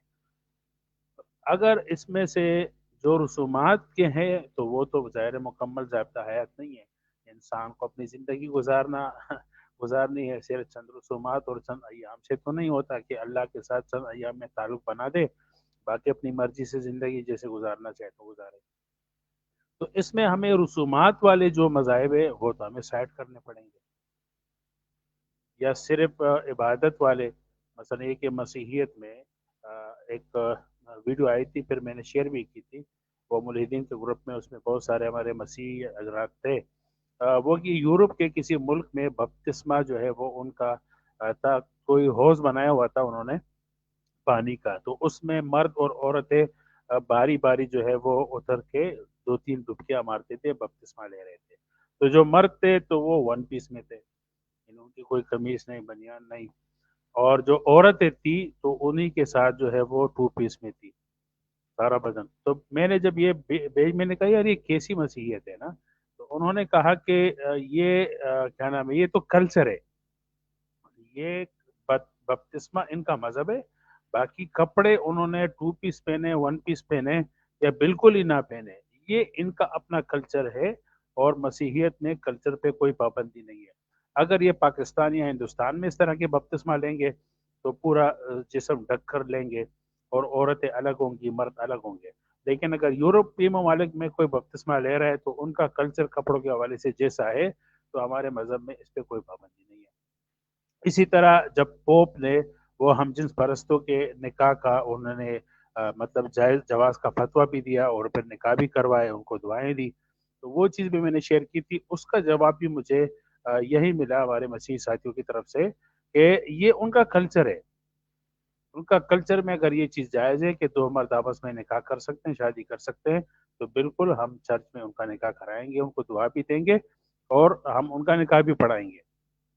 تو اب آپ خود سوچئے گا کہ پھر مسیحیت جو ہے وہ مذہب کا نام ہو گیا، یعنی خدا کو راضی کرنے والی ایک زندگی، پوری زندگی کا نام ہو گیا، ضابطہ حیات کا ہو گیا، یا چند رسومات کا نام ہو گیا. اسی طرح ہندو مت کو بھی لے لے تو ہندو مت میں بھی آپ دیکھیں گے تو چند ایام میں یا چند مندروں میں جو ہے وہ ماتھا ٹیکنے یا کچھ صدقہ خیرات وغیرہ جو ان کے نام اپنے نام سے کرتے ہیں تو انہی کا نام ہے. باقی یہ کہ انسان نے اپنی زندگی کیسی گزارنی ہے تو اس کے ساتھ مذہب کا کوئی تعلق نہیں ہے، نہ مذہب کو پابند کرتا ہے، نہ خدا اس سے راضی ہوتا ہے، نہ ناراض ہوتا ہے، یعنی خدا کا وہاں پہ کوئی عمل دخل نہیں، قانون نہیں. تو اس میں سے ہم یعنی قانون اور رسومات، تو ہمیں یعنی اللہ رب العزت سے تعلق جوڑنا ہے. تو میری پوری زندگی کا مجھے خدا سے ایک ضابطہ حیات چاہیے تاکہ میں ہر قدم میں اجتماعی اور انفرادی زندگی میں اپنے رب کی رضا کو حاصل کروں اور اس کی ناراضگی سے بچ سکوں. تو وہ چند رسومات سے نہیں ہوگا. اب آتے ہیں ضابطہ حیات جو ہے وہ یہودیت اور اس میں رہ جاتا ہے اسلام میں. تو یہودی یعنی اگر ہم دیکھیں گے یہودیت کو اصل نظر سے تو وہ یہودیت صرف اپنی ایک نسلی قوم تک محدود ہے. اس طرح قرآن کریم میں بھی ہے کہ وہ کہتے تھے کہ ہم اللہ تعالیٰ کے محبوب ہیں، ہم اللہ کے بیٹے ہیں، اور اگر ہمیں آگ آخرت میں چھوئے گی تو بھی چند دنوں کے لیے، اور ہمارا جنت ہمارا ہی ہے۔ تو اس کا مطلب ہے کہ دنیا کا جو 2% ایک قوم ہے، اگر خدا انہی کا ہے اور انہی کو جنت بنائی ہے، تو 2% اللہ تعالیٰ کے جو ایک قوم ہے وہ تو جنت کے مستحق ہے، جنت کے حقدار ہے۔ لیکن باقی جو 98% ہے، اگر وہ خدا کو مانے، خدا کے رسولوں کو مانے، خدا کے قانون کے مطابق زندگی گزارنا چاہے، تو وہ جنت کے مستحق نہیں ٹھہرتے، کیونکہ وہ یہودی قوم سے تعلق نہیں رکھتے، یہودی نسل سے تعلق نہیں رکھتے۔ توریت کے حوالے سے اگر ہم مطالعہ کریں توریت کی آیات کا، تو مجھے جو اب تک مطالعے سے لگا وہ یہ کہ وہ توریت کے جو احکامات تھے وہ بھی ابدی نہیں تھے، وہ ایک قومی سطح پر تھے۔ اس کی ایک مثال میں آپ کو دے دوں کہ ان میں یہ کہ اگر کوئی لڑکی ہے، اس پہ جو ہے اپنا شوہر تہمت لگائے کہ یہ جو ہے انہیں کنواری نہیں ہے، تو پھر وہ حاضر ہوگی جرگے میں، اور قوم کے یعنی جرگے کے بڑوں کے سامنے لڑکی کا جو باپ ہے وہ خون آلود چادر لائے گا اور پھیلائے گا۔ تو اگر عورت کے باپ نے یہ چادر لائی تو وہ عورت کنواری شمار ہوگی، اور اگر وہ چادر نہ لا سکے تو پھر عورت کو رجم کیا جائے گا۔ اب یہ دیکھیں، یہ ایک یعنی قوم میں ایک رسم تھی، وہ یہ تھی کہ چند عربوں میں بھی ہے اور مسیح میں بھی شاید ہے ابھی بھی، مطلب چند عربی اقوام میں ہے یا یہودی میں شاید ابھی ہے یا نہیں ہے، لیکن اس حکم کا جو تعلق ہے، یعنی ایک عورت کو رجم کیا جائے گا، زنا کے تہمت میں قتل کیا جائے گا۔ اب وہ کس بنیاد پہ، اور اس کے صفائی کا اور اس کی پاکیزگی کی جو گواہی ہے وہ یہ کہ باپ اپنی بیٹی کے شادی کی پہلی رات کا جو چادر ہے، اگر وہ خون آلود ہے تو وہ کنواری تھی، اس کا کنوارا پن خون آلود ہو گیا، اور وہ کپڑا اپنے پاس باپ رکھے گا۔ ہو سکتا ہے کہ زندگی میں اس کا مرد، اس کا شوہر کبھی تہمت لگائے تو وہ پھر پیش کر سکے گواہی کے طور پہ، صفائی کے طور پہ۔ تو اس میں یہ تھا کہ عربوں میں، یعنی بعض قوموں میں شاید اب بھی ہے، وہ یہ کہ جب شادی کی پہلی رات ہوتی ہے تو وہ کسی صحرا میں جو ہے وہ وہاں پر خیمے لگاتے ہیں، اور دلہا اور دلہن کے لیے ایک خیمہ خاص ہوتا ہے۔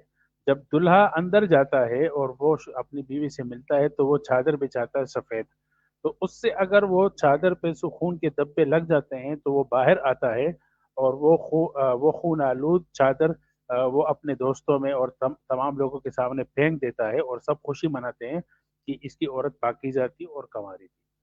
تو مطلب یہ ہے کہ اب دیکھیں، اگر یہ پاکستان میں ایسا ہو تو پھر کیا ہوگا؟ اگر یہ توریت کے حکم تو صرف اس قوم میں ہو سکتا ہے جس میں یہ رواج تھا اور یا ہے، باقی کے لیے جو ہے اللہ تعالیٰ کا حکم، آئین اگر ایسا کوئی مقدمہ آ جائے کہ شوہر اپنی بیوی پہ وہ لگائے، تہمت لگائے، تو ہم توریت سے تو اس کا فیصلہ نہیں کر سکتے، ہم نے کیا کرنا ہے؟ ظاہر ہم نے کلچر کو دیکھنا ہے کہ کلچر کے مطابق اس کی کلیریفیکیشن یا مقدمہ کیسے حل ہوگا، تو حل ہوگا۔ تو اس کا مطلب ہے کہ ہم خدائے قانون کے پابند نہیں ہوئے، ایک قوم پابند ہے، باقی نہیں ہے۔ ہم اسلام کو دیکھتے ہیں تو انسان کی زندگی سے منسلک اس کی انفرادی زندگی ہے، یعنی جو عبادات سے اللہ کے قریب ہو جاتی ہے۔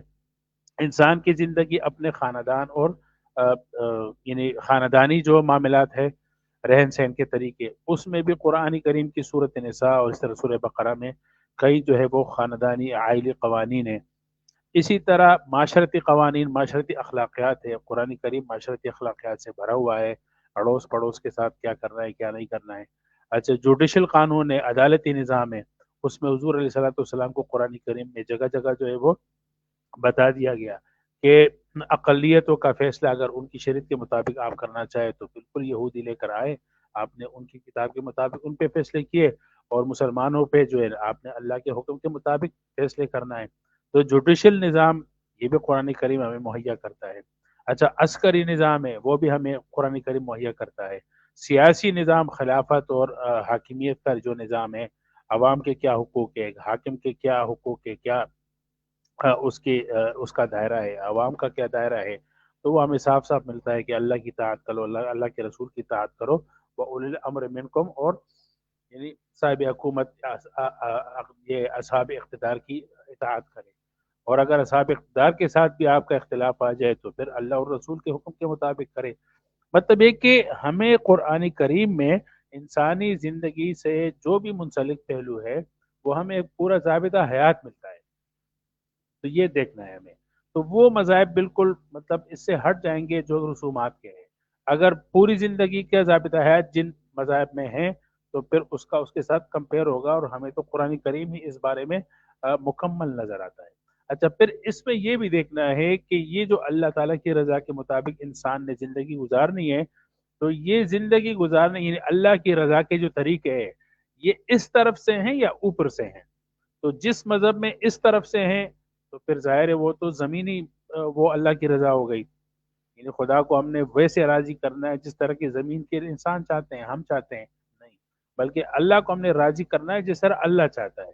تو اگر اوپر سے ہمیں وہی آئی اور احکامات آئے ہماری زندگی سے منسلک ہر شعبے کے متعلق کہ اللہ ان باتوں سے راضی ہوگا، ان کے مطابق اپنی زندگی کے شعبے چلانے ہیں، اس میں اللہ کی رضا ہے، اور ان باتوں سے بچنا ہے کیونکہ اس میں اللہ تعالیٰ کی ناراضگی ہے۔ تو اگر اوپر کی طرف سے ہیں تو پھر ظاہر ہے وہ مذہب سچا ہے، اور اگر اس طرف سے ہیں جس طرح کہ آج کل کے لوگ جو ہے وہ سیکولر اسلام یا لبرل اسلام، مطلب ہے کہ جو غالب قوت ہے بس اسی سے اسلامک وہ ایک ٹچ دے دیتے ہیں اور کہتے ہیں کہ بھئی یہی اسلام ہے۔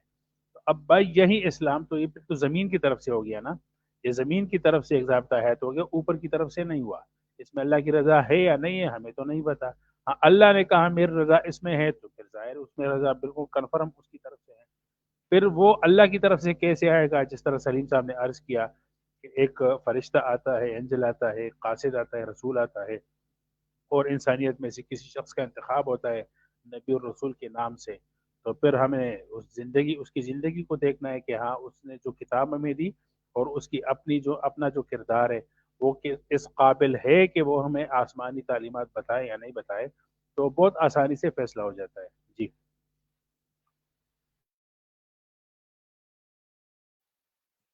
جی شاہ صاحب، آپ نے ماشاءاللہ بہت ہی بہترین انداز میں آپ نے مقدمہ واضح کیا ہے اس حوالے سے۔ سلیم صاحب، آپ کچھ ایڈ کرنا چاہیں گے یا جابر بھائی آپ؟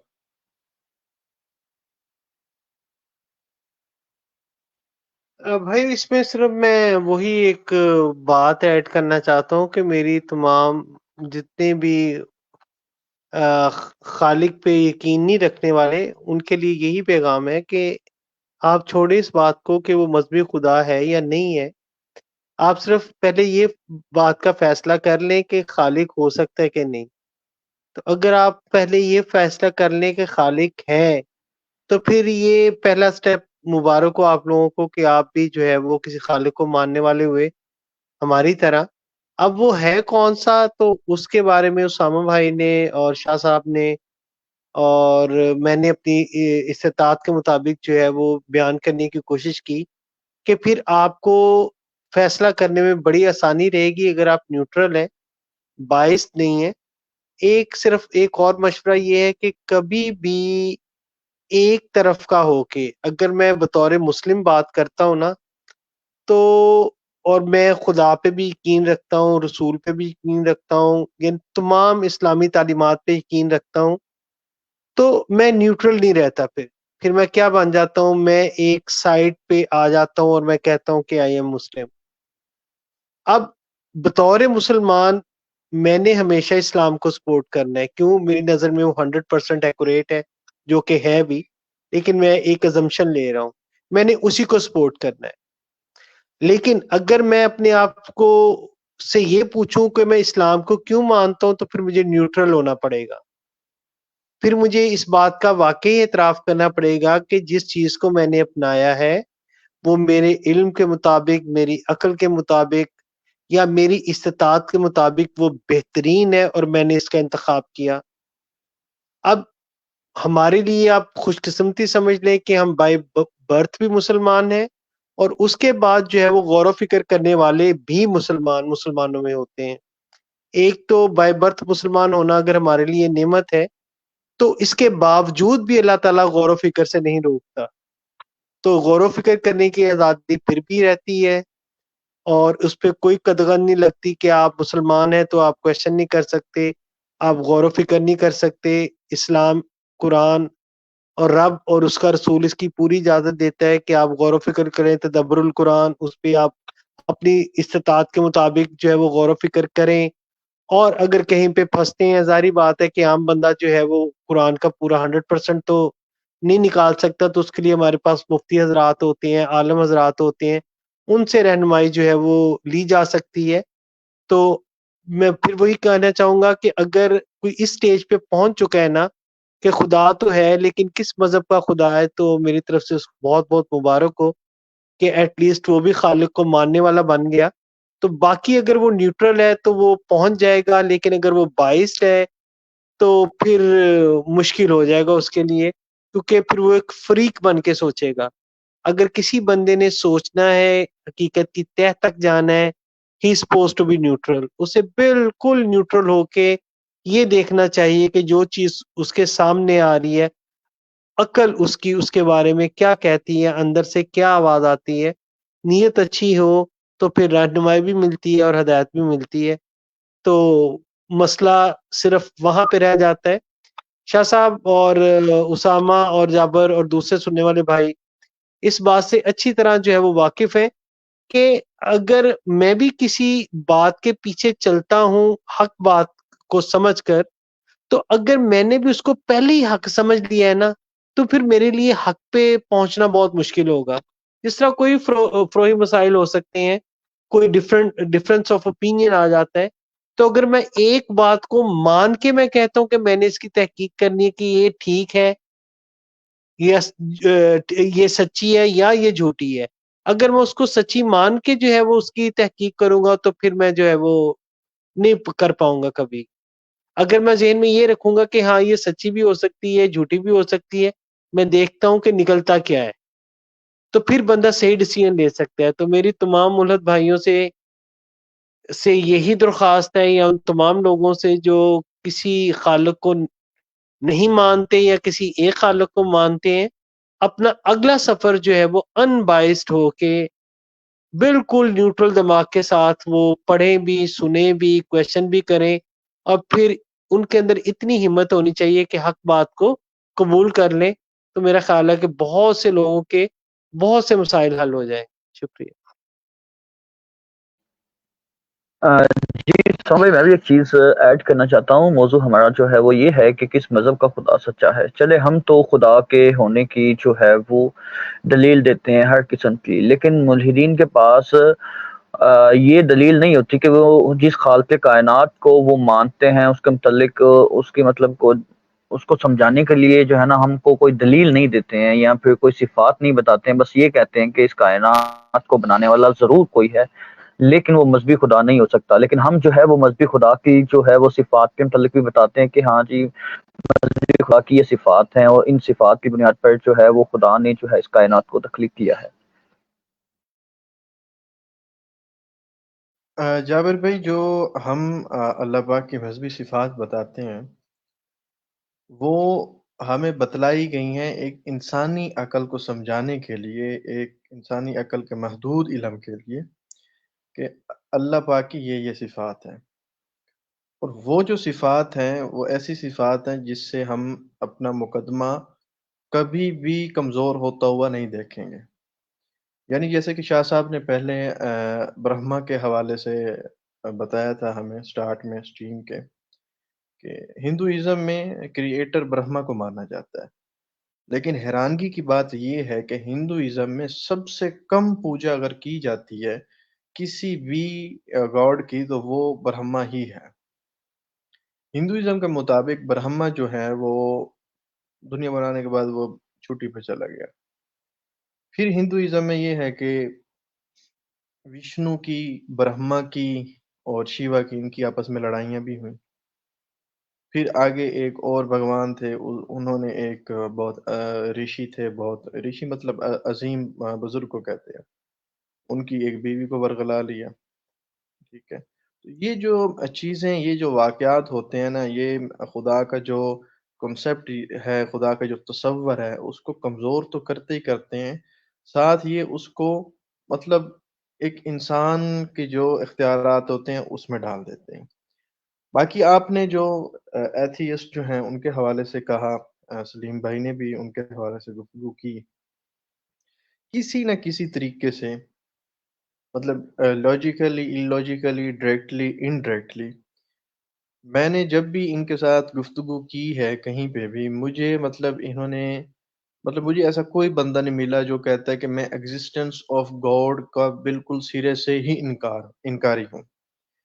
کسی نہ کسی شے کو وہ خدا مانتے ہیں، چاہے وہ انرجی کی کوئی قسم ہو، کوئی دھماکہ ہو، یا پھر وہ واضح طور پہ کہتے ہیں جی اس کا بنانے والا کوئی ہے، لیکن ہمیں یہ نہیں پتا کہ وہ کون ہے. جیسے کہ آج ہمارا موضوع ہے، وہ بھی اسی حوالے سے ہے کہ ان کو ہم بتلا رہے ہیں کہ وہ کون سا خدا ہے. باقی دنیا عالم کے یعنی کہ جتنے بھی دنیا میں مذاہب ہیں، وہ ایک چھوٹا سا مذہب ہو جیسے زرتشت ہیں جن کو ہم پارسی بولتے ہیں سب کانٹیننٹ میں، انڈیا میں ہندوازم ہو، اس کے بعد یہودیت ہو، عیسائیت ہو، یا کچھ مزید بدھ ازم ہو. تو ان میں ہر جگہ پہ نا یہ جو بھی بڑے بڑے مذاہب ہیں، اس میں آپ کو ایک ایسے شخص کی پیشن گوئیاں ملیں گی جس کے اوصاف، جس کی تعریف، اور جس کا مطلب اخلاق، صداقت، ایون کہ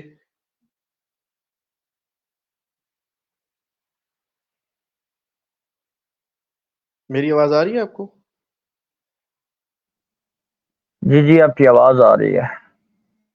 جی. تو حتیٰ کہ جو وہ اپنا ہمارا یہ پارسی مذہب ہے، اس میں تو صحابہ کرام کے حوالے سے بھی پیشن گوئیاں آپ کو ملتی رہتی ہیں. تو یہ ایک کوئی ایکسیڈنٹ یا ایک کوئی تھیوری یا ایک کوئی سٹوری نہیں ہو سکتی کہ وہی اوصاف، بالکل وہی حالات زندگی، اور بالکل اسی طریقے کے ایک انسان آج سے 1450 سال پہلے بائبل اور تورات کے مطابق فاران میں آئے اور اس کے اندر وہی اوصاف ہوں. تو واضح طور پہ مطلب دلائل ہیں اس حوالے سے.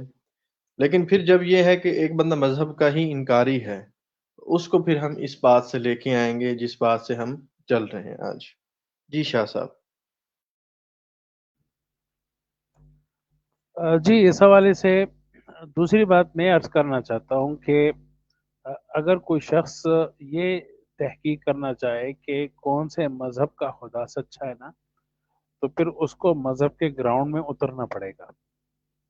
اس طرح سلیم صاحب بھی بار بار کہہ رہے ہیں کہ بھائی جب آپ نے کائنات کے ایک بنانے والا مان لیا ہے نا، تو آپ کو مبارک ہو کہ آپ کا پہلا سٹیپ مکمل ہو گیا.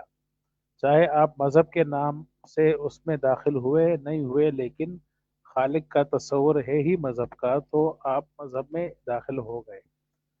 تو یہ تو پھر ماننا پڑے گا. اچھا آپ یہ بھی کہے کہ نہیں میں مذہب کو مانتا نہیں ہوں، لیکن کون سے مذہب کا خدا سچا ہے میں نے یہ سمجھنا ہے. تو یہ ایسا ہی ہے کہ آپ نے کرکٹ گراؤنڈ کے اندر نہ بیٹنگ لی ہے نہ بولنگ لی ہے، لیکن آپ نے جو ہے وہ میچ جیتنا ہے، اور یا آپ نے آؤٹ کرنا ہے یا رن بنانے ہیں. نہیں بھائی، آپ مذہب ایک دائرہ ہے، ایک گراؤنڈ ہے. اس گراؤنڈ فیلڈ میں آپ کو اترنا ہے. جب آپ اس میں اتر جائیں گے کہ ہاں مذہب کے بغیر جو ہے میرے وجود کی اور کائنات کے وجود کی توجیہ ممکن نہیں ہے. آپ اترے کہ ہاں میں نے کسی مذہب کو ابھی ماننا بھی ہے. لیکن اگر آپ یہ کہ نہیں میں نے ماننا نہیں ہے، مطلب میں نے گراؤنڈ میں نہیں اترنا لیکن میں نے میچ کھیلنا ہے، تو یہ تو پھر خواہ مخواہ جو ہے نا باہر سے انڈے اور ٹماٹر پھینکنے والی بات ہے. اور انڈے اور ٹماٹر پھینکیں گے تو آپ شاید سیکورٹی کے ہاتھ میں آ جائے، لیکن آپ نہ میچ جیت سکتے ہیں نہ ہار سکتے ہیں، بلکہ آپ ہارے ہوئے ہیں. تو میرے خیال میں پھر مذاہب میں اگر سچائی ڈھونڈنی ہے تو یہ تو مانگنا ہی پڑے گا کہ میں نے خالق کائنات کو مانا، تو اب کوئی نہ کوئی مذہب سچا ہے. آپ یہ ایزیوم نہیں کر سکتے کہ بھائی مذہب سچا تو نہیں ہو سکتا ہے، لیکن کون سے مذہب کا خدا سچا ہے میں نے وہ ڈھونڈنا ہے. تو یہ پھر مطلب تحقیق کا یہ طریقہ نہیں ہوتا. آپ گراؤنڈ میں اترے اور کہتے کہ ہاں ان 4200 مذاہب میں کوئی ایک سچا ہے. پھر اس میں سے ہم جو آپ سے بات کرنا چاہتا ہے، چاہے مسلمان ہو، یہودی، مسیح ہو، جو بھی ہو، تو آپ ایک اسٹینڈرڈ کے تحت، ایک پیمانے کے تحت اس میں تحقیق کر لیں کہ مذاہب کے درمیان میں جو کمپیریزن ہوتا ہے تو اس میں سچائی اور حقانیت کیسے نکالی جاتی ہے. جس طرح آپ نے بھی تفصیل سے ذکر کیا اور میں نے بھی کچھ عرض کیا اور سلیم صاحب نے بھی عرض کیا کہ اس کے مطابق پھر آپ ایک سچائی تک پہنچ سکتے ہیں. لیکن اگر آپ اس نقطے پر قائم ہے کہ نہیں مذہب تو سچا ہو ہی نہیں سکتا لیکن مجھے سچا مذہب بتا دیا جائے، تو پھر یہ بتانا مشکل ہے کہ کوئی انسان آنکھیں کھولے ہی نہیں اور وہ بتا دے کہ اب کمرے میں جو ہے نا کون سے رنگ کی لائٹ جل رہی ہے، سفید رنگ کی یا پیلے رنگ کی یا نیلے رنگ کی یا ریڈ رنگ کی، تو مجھے دکھا دیا جائے، بتا دیا جائے، تو پھر اس کو بتانا اور سمجھانا مشکل ہوتا ہے جی۔ اچھا، اس میں شاہ صاحب ماشاءاللہ بڑی اچھی بات کی آپ نے، اسامہ بھائی بھی بڑی اچھی باتیں کر رہے ہیں۔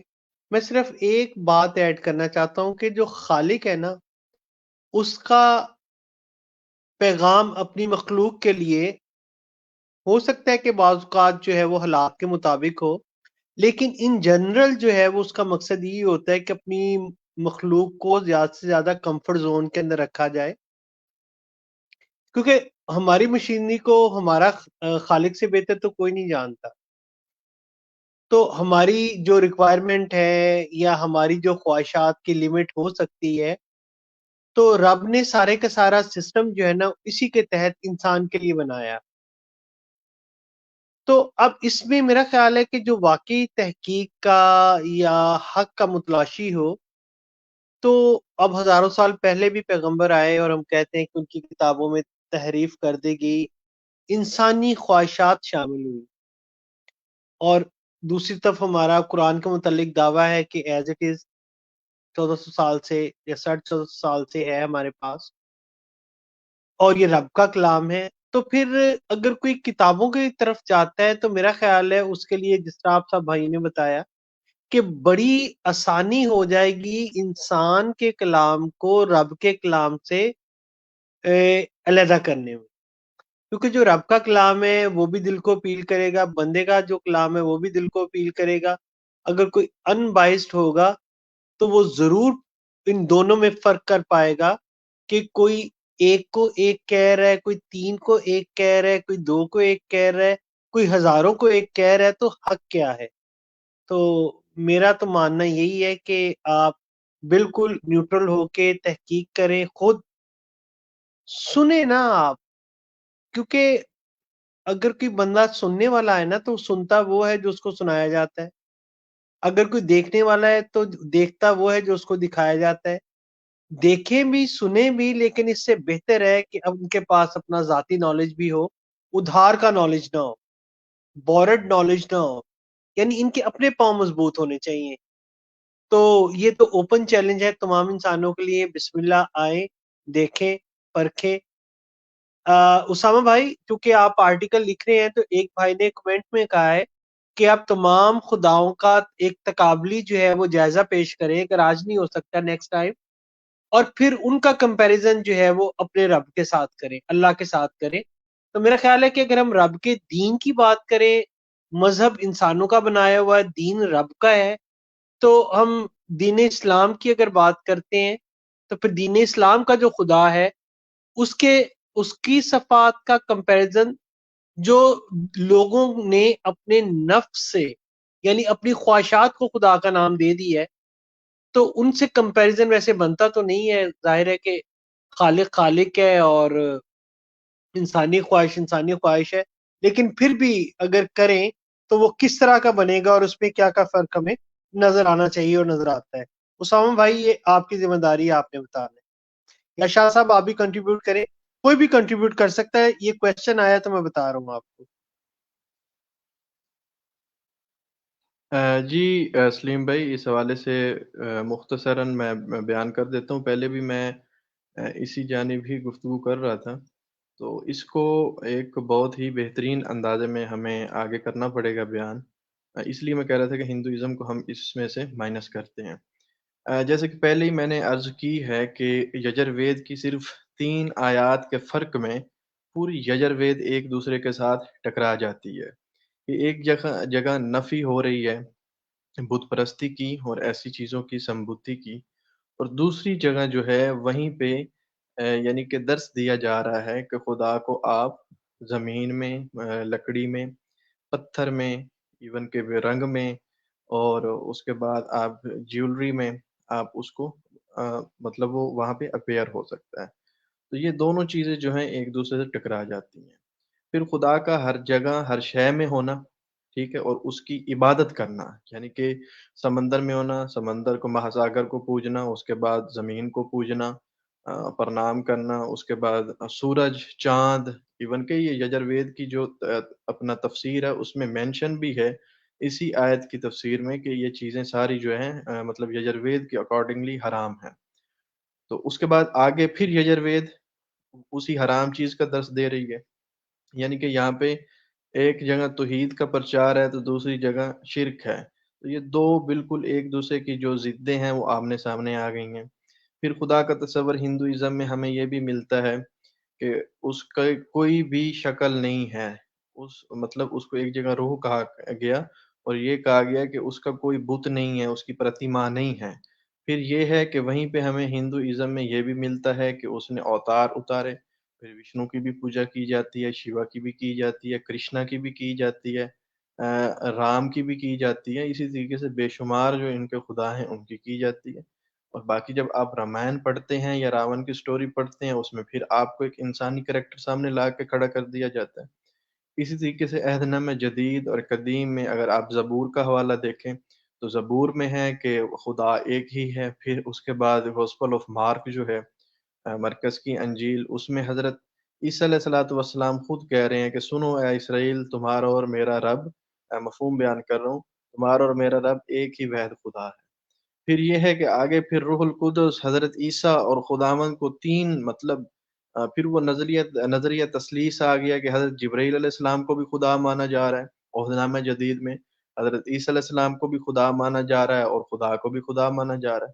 پھر یہ کہ خدا کی مطلب خدا کو اجسامی بھی مان لیا گیا کہ اس کی اولاد ہے، اور ابن اللہ جو ہے حضرت عیسیٰ علیہ السلام کو کہا گیا۔ تو یہ جو دو مذاہب ہیں، تین مذاہب ہیں، یہ پھر آپس میں ایک دوسرے کے خلاف جو ہیں وہ ٹکرا جاتے ہیں۔ انہیں میرے آرٹیکلز جن کا آپ نے ذکر کیا اس میں پھر بدھ ازم تھا، لیکن بدھ ازم کو میں نے لیا تھا یہاں پہ نبوت کو ثابت کرنے کے لیے، کیونکہ ان کا جو نظریہ خدا کے حوالے سے ہے وہ تو بالکل باطل ہے۔ کہا تو یہ جاتا ہے کہ وہ خدا کو نہیں مانتے، لیکن پھر بھی وہ بدھا کی جو ہے ایک قسم کی پوجا کرتے ہیں، تو پھر جو ہے وہ ایک لیمیٹڈ نظریہ ان کا خدا کے حوالے سے سامنے ضرور آتا ہے۔ پھر زرتشت ہیں، توحید کا بھی پرچار کرتے ہیں، نبوت کی بھی پیشن گوئیاں کرتے ہیں، لیکن اس کے باوجود جو ان کی مشرق کی مقدس کتابیں ہیں اور باقی جو ان کی جیسے کہ رند اور سیتا، اس طریقے کی ان کی ایک کتاب ہے، اس میں پیشن گوئیاں بھی ہیں نبی پاک صلی اللہ علیہ وسلم سے، ایون کہ فارس اور اس کی فتوحات جو ہیں صحابہ کرام خاص کر حضرت عمر رضی اللہ تعالی عنہ ان کے ہاتھوں اس کا بھی مینشن ہے، جبکہ پھر وہ پوجا جو ہے وہ آگ کی کر رہے ہیں۔ تو یہ تمام مذہب جتنے بھی ہیں اگر آپ نیوٹرل ہو کے بھی ان کو پڑھیں گے تو ہر مذہب کو آپ کہیں نہ کہیں کسی نہ کسی طریقے سے ایک دوسرے کے ساتھ ٹکراتا دیکھیں گے، جبکہ الحمدللہ ثم الحمدللہ اسلام ایک واحد ایسا مذہب ہے جو مطلب اپنی مثال ایک آپ ہے پوری دنیا میں، یہ نہ تو کہیں ٹکراتا ہے، نہ یہاں پہ خدا کے تصور میں کسی قسم کی جنبش یا تزلزل آتا ہے، نہ یہاں پہ نبوت کے مسئلے میں کسی قسم کی جنبش یا تزلزل آتا ہے۔ یہاں جو اترا ہے آج سے 1450 سال پہلے، الحمدللہ ثم الحمدللہ، وہ بالکل ویسے ہی ہے اور تا قیامت رہے گا۔ یہ بھی ایک قرآن کا چیلنج ہے۔ پھر اسلام جو ہے وہ قرآن جو ہے وہ چیلنج کرتا ہے اپنی فصاحت و بلاغت اور اپنے جیسی صورتیں بنا لانے کے حوالے سے۔ پھر اس کے اندر ترتیب باز مطلب قرآن سے لے کے پھر 10 صورتیں یا 20 صورتیں یا پھر اس سے نیچے آ کے ایک صورت تخفیف بھی کرتا اپنے چیلنج میں کہ اگر یہ نہیں ہوتا تو یہ کر لو، اور یہ بھی نہیں ہوتا تو یہ کر لو، لیکن پھر بھی نہیں ہوتا، لیکن کوشش کی جاتی ہے اس حوالے سے، لیکن پھر غلطیاں سامنے آتی ہیں۔ اس کی مثال میں ایسے دیتا ہوں کہ ایک بندہ چوری کرنے گیا اور پکڑا گیا، اس کا یہ ہرگز مطلب نہیں ہے کہ چوری ہو گئی، اس کا یہ مطلب ہے کہ چور کی نشاندہی ہو گئی۔ اس لیے قرآن کو کسی نے بھی اگر اس چیلنج کو ایکسیپٹ کر کے بگاڑنے کی کوشش کی اس کی حفاظت کے حوالے سے تو وہ پکڑا گیا، اگر اس نے صورت بنائی تو وہ بھی وہاں اپنی کم علمی کی وجہ سے پکڑا گیا۔ مزید اس حوالے سے ہم وضاحت کے ساتھ آگے گفتگو کر سکتے ہیں، مجھے نہیں پتا کہ آج ہم نے لائیو کتنی دیر کرنی ہے، مزید کچھ ہے تو عرض کریں آپ۔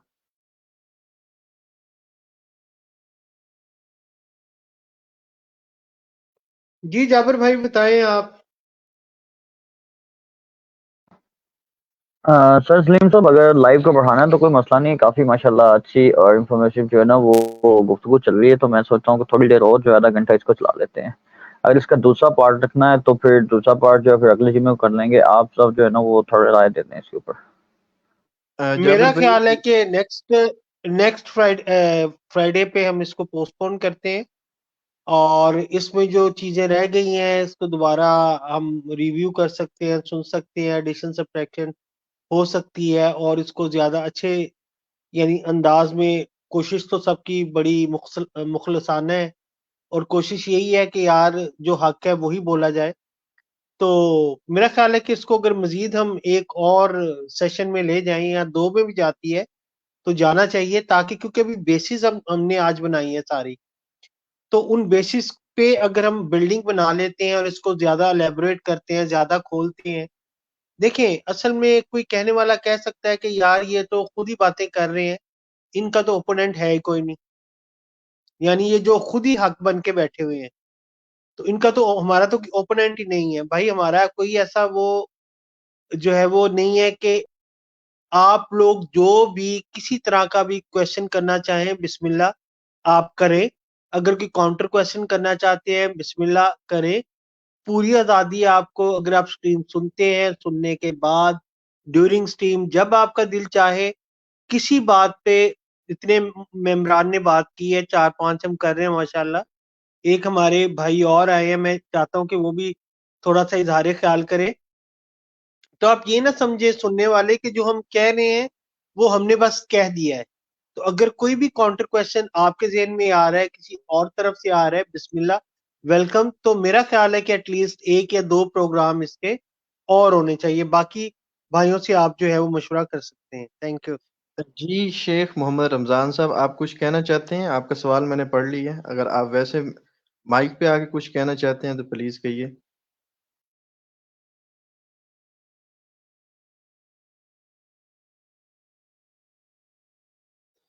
غالباً یہ اس وقت ایسے انوائرمنٹ میں نہیں ہے کہ یہ کچھ کہہ سکیں. ان کا سوال ہے کہ ہندوازم کی کتابوں میں، پرائیویٹ چیٹ میں، ہندوازم کی کتابوں میں توحید اور شرک کو سیپریٹ کر کے سٹڈی آسانی سے کیسے کی جائے. دیکھیں شیخ صاحب، آپ کو یہ دونوں چیزیں الگ نہیں ملیں گی، نہ ان کے باب الگ ملیں گے. آپ نے سمپلی آپ اسکالرس کو سنیں، جو ہندوازم کے رد ہندوازم میں کام کر رہے ہیں ان کو سنیں. پھر ان کی کچھ کتابیں جو ہیں وہ میں اردو کو بہتر طریقے سے سمجھ سکتا ہوں، لہٰذا میرے پاس کچھ اردو میں تھیں، کچھ ان کے حوالہ جات تھے، لیکن ملی مجھے لمیٹڈ. لیکن آپ ہندی سمجھ سکتے ہیں، غالباً آپ انڈیا سے ہیں اور ہم ایک ہی گروپ میں ہیں، غالب گمان میرا یہی ہے. تو آپ پھر ہندی میں ان کو اسٹڈی کریں، یا پھر یہ ہے کہ آج کل کتاب آپ نہ بھی لیں، انٹرنیٹ کے اوپر جا کے آپ اس حوالے سے اگر آپ سرچ کرتے ہیں تو آپ کو دونوں چیزیں مل جائیں گی. اس کی مطلب ضد میں بھی آپ کو چیزیں ملے گی. اس کی جو ضد ہے وہ ڈھونڈنا مشکل نہیں ہے، لیکن اس کی جو توحید ہے اس کے اوپر آپ کو بہت ہی لمیٹڈ کنٹینٹ ملے گا، لیکن ملے گا ضرور اور آسانی سے انٹرنیٹ پہ. جی یہ توحید پہ جو لمیٹڈ کنٹینٹ ہے اپنے پاس. جی السلام علیکم. جی وعلیکم السلام. یہ توحید کا جو لمیٹڈ کانٹیکٹ آپ تو بتا رہے ہو کہ اپن کو ملتا ہے، تو ان کی نشاندہی تو کر کے ان شلوکوں کے نمبر جو اکٹھے تو کر کے سینڈ تو کریں نا آپ اس میں گروپ میں. تو جی جی مطلب کیا میں ہے کہ میں ہر آدمی میں کو جو اتنی محنت ہے نا کرنی نہ پڑے مطلب. جی بالکل میں سمجھ گیا ہوں. اصل میں نے وہ آرٹیکلز بھیجے ہیں ادھر گروپ میں، تو وہاں پہ بھی ہے، لیکن آج جو میں نے کچھ 5 سے 6 حوالے دیے ہیں وہ مختلف ہیں. وہ میں نے وہاں پہ جی مینشن نہیں کیے تھے کیونکہ میں مختصر لکھتا ہوں تاکہ لوگوں کو زیادہ وقت نہ دینا پڑے. میں ضرور بھیجوں گا انشاءاللہ. اچھا. جی اسامہ ٹھیک بھائی ہے کوئی سر. مسئلہ نہیں، میں بھی جو ہے وہ اس کا کام کروں گا کیونکہ مجھے ہندی لکھنی پڑھنی آتی ہے اور تھوڑی بہت سنسکرت بھی میں سمجھ سکتا ہوں. تو میں جو انشاءاللہ کچھ حوالے جو ہے نا وہ رکھوں گا اردو میں. میں نے ایک پیج بنایا ہوا ہے ایکسپوز ہندوازم کے نام سے، تو وہاں پر جو ہے نا وہ شیئر کروں گا انشاءاللہ. جی جی ضرور انشاءاللہ. اور میری رائے یہ ہے کہ ہمیں اس کو مزید بہتر طریقے میں وضاحت کے ساتھ کم از کم ایک مزید ایپیسوڈ رکھ کے جو ہے مطلب اسپیسیفکلی یا یہ کہہ لیں کہ خالصتاً جو ہے نا ہمیں اسی پہ فوکس کرنا چاہیے، جو موازنہ ہے تصور خدا کا بین المذاہب، اور کوشش ہماری یہ ہونی چاہیے کہ ہم صرف اسی موضوع کو جو ہے نا بہتر طریقے سے لے کے چلیں، چاہے وہ اسٹریم چھوٹی ہو جائے لیکن جی اسامہ بھائی ٹھیک ہو گیا. جی ظہور بھائی آپ کچھ کہنا چاہتے ہیں اس موضوع پر؟ چند مختصر الفاظ میں جو ہے نا آپ تھوڑا سا وضاحت کر دیں یا پھر کچھ بیان کر دیں اس موضوع پر. جی ظہور بھائی.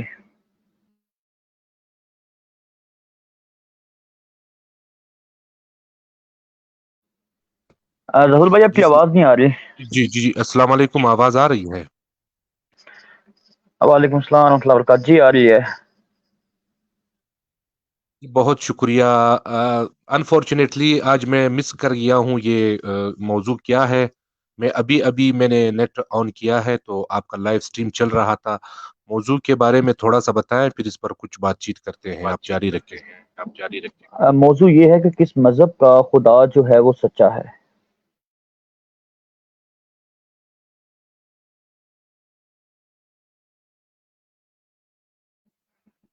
جی ظہور بھائی. جی بہت شکریہ. جی یہ سوال کہ کس مذہب کا جو خدا ہے وہ سچا ہے، بات یہ ہے بطور مسلمان ہم تو یہی سمجھتے ہیں کہ جس خدا کا تعارف پیغمبر نے کروایا ہے، انبیاء کرام نے، ٹھیک ہے، چاہے وہ کوئی بھی مذہب ہو جو انبیاء کے ذریعے سے دنیا میں آیا ہو، ٹھیک ہے، یہودیت ہو یا آپ کا یہ جو اہل کتاب جن کو ہم کہتے ہیں، یا مسیحیت ہو یا اسلام ہو، تو انبیاء نے جو تعارف خدا کا کروایا ہے وہ تقریباً تمام مذاہب میں سیم ہے. ہاں یہ بات الگ ہے کہ یہودیوں نے یا عیسائیوں نے پھر اپنے جو ہے اپنے جو ان کا اصل مذہب تھا اس میں ہیر پیر کر کے، خاص کر عیسائی جو ہے وہ کہتے ہیں کہ وہ شرک کرتے ہیں کہ عیسیٰ علیہ السلام جو ہے وہ خدا کے بیٹے ہیں، جو کہ ایک بالکل غلط بات ہے. اور یہ اس لیے یہ لوگ کہتے ہیں کہ ان کے جو علماء سو تھے انہوں نے بعد میں جو ہے اصل جو مذہب تھا، جو دین تھا، جو کتاب تھا، اس میں ہیر پیر کر کے اپنی طرف سے جو ہے وہ اس میں باتیں لگائی. تو میرے خیال میں اصل خدا کی جو پہچان ہے وہ انبیاء نے جو دیا ہے وہی ہے، اور انبیاء ہم انسانوں میں سے ہی ہے، اور اللہ پاک جو ہے ان کو سلیکٹ کرتے ہیں ان کے تقوی کی بنیاد پر اور ان کی ہمدردی کی بنیاد پر. اللہ کو پتا ہے کہ میں نے کس کو سلیکٹ کرنا ہے، تو وقتاً فوقتاً جو ہے اللہ نے انسانوں میں جو ہے وہ انبیاء کرام سلیکٹ کیے ہیں. اور آخر میں جو ہے مکہ میں جو آج کے سعودی عرب جو مشہور ہے ملک سعودی عرب، وہاں پر محمد صلی اللہ علیہ وسلم کو اللہ جل جلالہ نے سلیکٹ کیا ہے. اور اس کے بعد جو ہے انبیاء کرام باقاعدہ جو ہے معجزات کے ساتھ جو ہے وہ آئے ہیں. اللہ نے ان کو معجزات بھی دیے ہیں، اور جب کبھی کسی طاقتور نے ان کو للکارا ہے تو یہ بھی اللہ نے دکھایا ہے نبوت سچے نبیوں کے بارے میں کہ وہ شکست کھا چکے ہیں. جس طرح ابو جہل اور ابو لہب جو مشرکین مکہ تھے وہ شکست کھا گئے محمد صلی اللہ علیہ وسلم سے، تو یہ بھی ایک بہت بڑا معجزہ ہے. جس طرح فرعون کا لشکر جو ہے وہ شکست کھا گیا موسیٰ علیہ السلام سے، یہ بھی بہت بڑا معجزہ ہے. اس طرح نمرود کا لشکر شکست کھا گیا اور انہوں نے باقاعدہ جو ہے ابراہیم علیہ السلام کو آگ میں پھینکا. تو یہ ان کی سچائی کی نشانیاں ہیں، اور انہوں نے جو خدا کا تعارف کروایا ہے وہی خدا جو ہے وہ سچا ہے. اور تعارف جو ہے وہ تقریباً سیم ملتا ہے تمام جو کتابیں اللہ کی طرف سے یا صحیفے جو اللہ کی طرف سے آئی ہیں. امید ہے کہ میری بات آپ سمجھ گئے ہوں گے. میں مائک فری کرتا ہوں. جی زبردست، ماشاءاللہ ظہور صاحب، بہترین آپ نے جو ہے وہ وضاحت بیان کی ہے. تو انشاءاللہ یہ جو لائیو اسٹریم ہے ہم اس کو یہاں پر ہی جو ہے وہ اینڈ کرتے ہیں، اور انشاءاللہ اس جو موضوع کا جو اگلا پارٹ ہے وہ آنے والے جمعے کو جو ہے دوبارہ سے وضاحت کے ساتھ اور آسان الفاظ و آسان دلائل کے ساتھ جو ہے نا دوبارہ سے ہم پیش کرنے کی کوشش کریں گے، اور تمام مذاہب جو ہیں ان کے درمیان جو ہے موازنہ کر کے دیکھیں گے کس مذہب کے خدا کا جو تصور ہے وہ ٹھیک ہے. تو انشاءاللہ یہ جو لائیو اسٹریم ہے اس کو یہیں پر جو ہے وہ اینڈ کیا جائے گا، اور جی اگلے جمعے جو ہے دوبارہ سے لائیو جی اسٹریم کی جائے عرض گی. جی ایک عرض ہے صاحب. جی جی ہاں جی، السلام علیکم. السلام علیکم. وعلیکم السلام ورحمۃ اللہ وبرکاتہ. جی حضرت. ارے جو ہم یہ غیر مسلموں سے جب اس معاملے پہ بات کی جاتی ہے، جابر بھائی اپنا مائک آف کر دیں.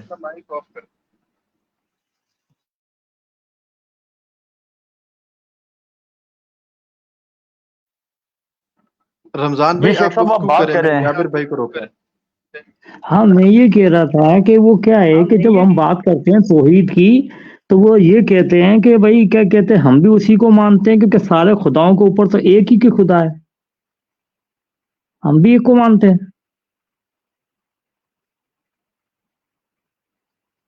اور پھر وہ ایک کے تین کر لیتے ہیں.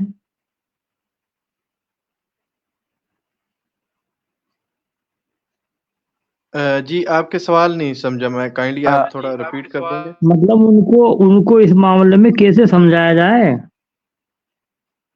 یعنی جو ایک خدا کو مان کے اس کے بعد اس کو مزید بڑھا دیتے ہیں، ان کی بات کر رہے ہیں آپ؟ ہاں وہ ایک کے تین کر لیتے ہیں، پھر وہ دیوتا کر لیتے ہیں اتنے سارے. یہ پرابلم ہے ان کے ساتھ. دیکھیں اس میں یہ ہے کہ خدا جو ہوتا ہے وہ ایک سپریم پاور ہوتی ہے. اگر جی ہم مثال کے طور پہ 3 خدا مانتے ہیں اور یہ مانتے ہیں کہ تینوں خدا برابر ہیں، اگر وہ برابر ہیں تو کیا وہ تینوں خدا ایک دوسرے کو زیر کر سکتے ہیں؟ اگر وہ نہیں، وہ زیر تو نہیں کر سکتے تو وہ کمزور ہوں، ہیں، اور کمزوری خدا کی تعریف نہیں ہوتی. اس کے بعد ہاں اگر اپنے وہ لکھ. زیر کر لیتے ہیں جی تو پھر بھی وہ کمزور ہیں، کیونکہ خدا کیسے زیر ہو گیا دوسرے سے. پھر ان کے اختیارات ہیں. اگر 3 ہیں یا 3 لاکھ خدا ہیں، ان کے پاس مختلف اختیارات ہیں، تو کیا جو ایک خدا ہے وہ کمزور ہے کہ اس نے بانٹ کے دیے ہیں سب کے پاس اختیارات؟ اس کے بعد یہ ہے کہ ایک خدا ہے وہ اولاد دے سکتا ہے، اور دوسرے خدا کا یہ اختیار ہی نہیں کہ وہ اولاد دے سکتا ہے یا نہیں، تو پھر وہ کمزور ہو گیا. تو خدا پھر کمزور نہیں ہوتا. مثال کے طور پہ ایک خدا ہے وہ اے ہے، وہ اولاد دیتا ہے. دوسرا خدا ہاں بی ہے، وہ اولاد نہیں دیتا. تو اے کی پوجا پاٹ کرنے والا جب اس کو اولاد چاہیے ہوگی تو وہ تو اے سے لے لے گا، لیکن بی کی پوجا پاٹ کرنے والا کس سے لے گا؟ پھر یہ کمزوری ہو گئی. تو یہ اسامہ بھائی جی جی اصل میں ان کا سوال یہ نہیں تھا، ان کا کویسچن جو میں سمجھاؤں وہ یہ ہے کہ ہر جتنے بھی ادیان ہیں یا مذہب ہیں ان کا دعویٰ ہے کہ وہ سب ایک ہی خدا کو مانتے ہیں. یعنی جس طرح ہم کہتے ہیں نا کہ ہمارا اللہ ہے، اس طرح وہ بھی کہتے ہیں کہ خدا اصل میں ایک ہی ہے.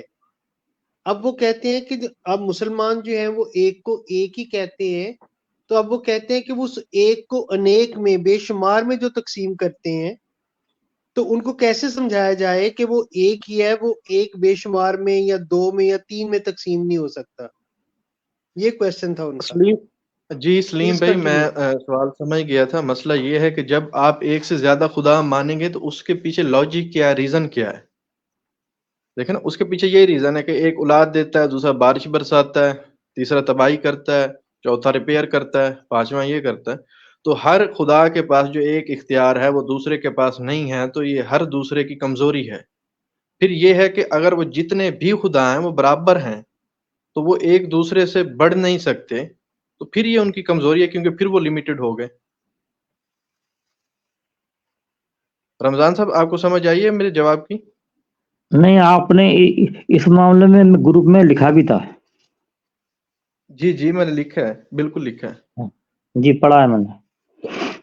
تو آپ کا سوال اسی کے ریلیٹڈ ہے یا آپ مزید سوال کی وضاحت کر سکتے ہیں؟ نہیں، اس کا جواب یہی بنتا ہے کہ ان کو یہی تو بنتا ہے کہ تو وہ خدا میں کمی پائی جائے وہ خدا ہی نہیں ہے، بالکل کیونکہ بالکل خدا یہی میں بات کمزوری کر سے رہا پاک ہوتا ہے. یہ صحیح ہے بالکل آپ کا کہنا. جی چلے ساما بھائی انشاءاللہ یہ لائیو جو ہے نا اس کو اگلے جمعے کو جو ہے وہ مزید جو ہے نا وہ اس کے اوپر ایک اور ایپیسوڈ بناتے ہیں اور اس لائیو کو جو ہے یہیں پہ اینڈ کرتے ہیں. انشاءاللہ انشاءاللہ انشاءاللہ انشاءاللہ بھائی اوکے بہت شکریہ. اوکے، السلام خدا علیکم. حافظ. وعلیکم جی وعلیکم.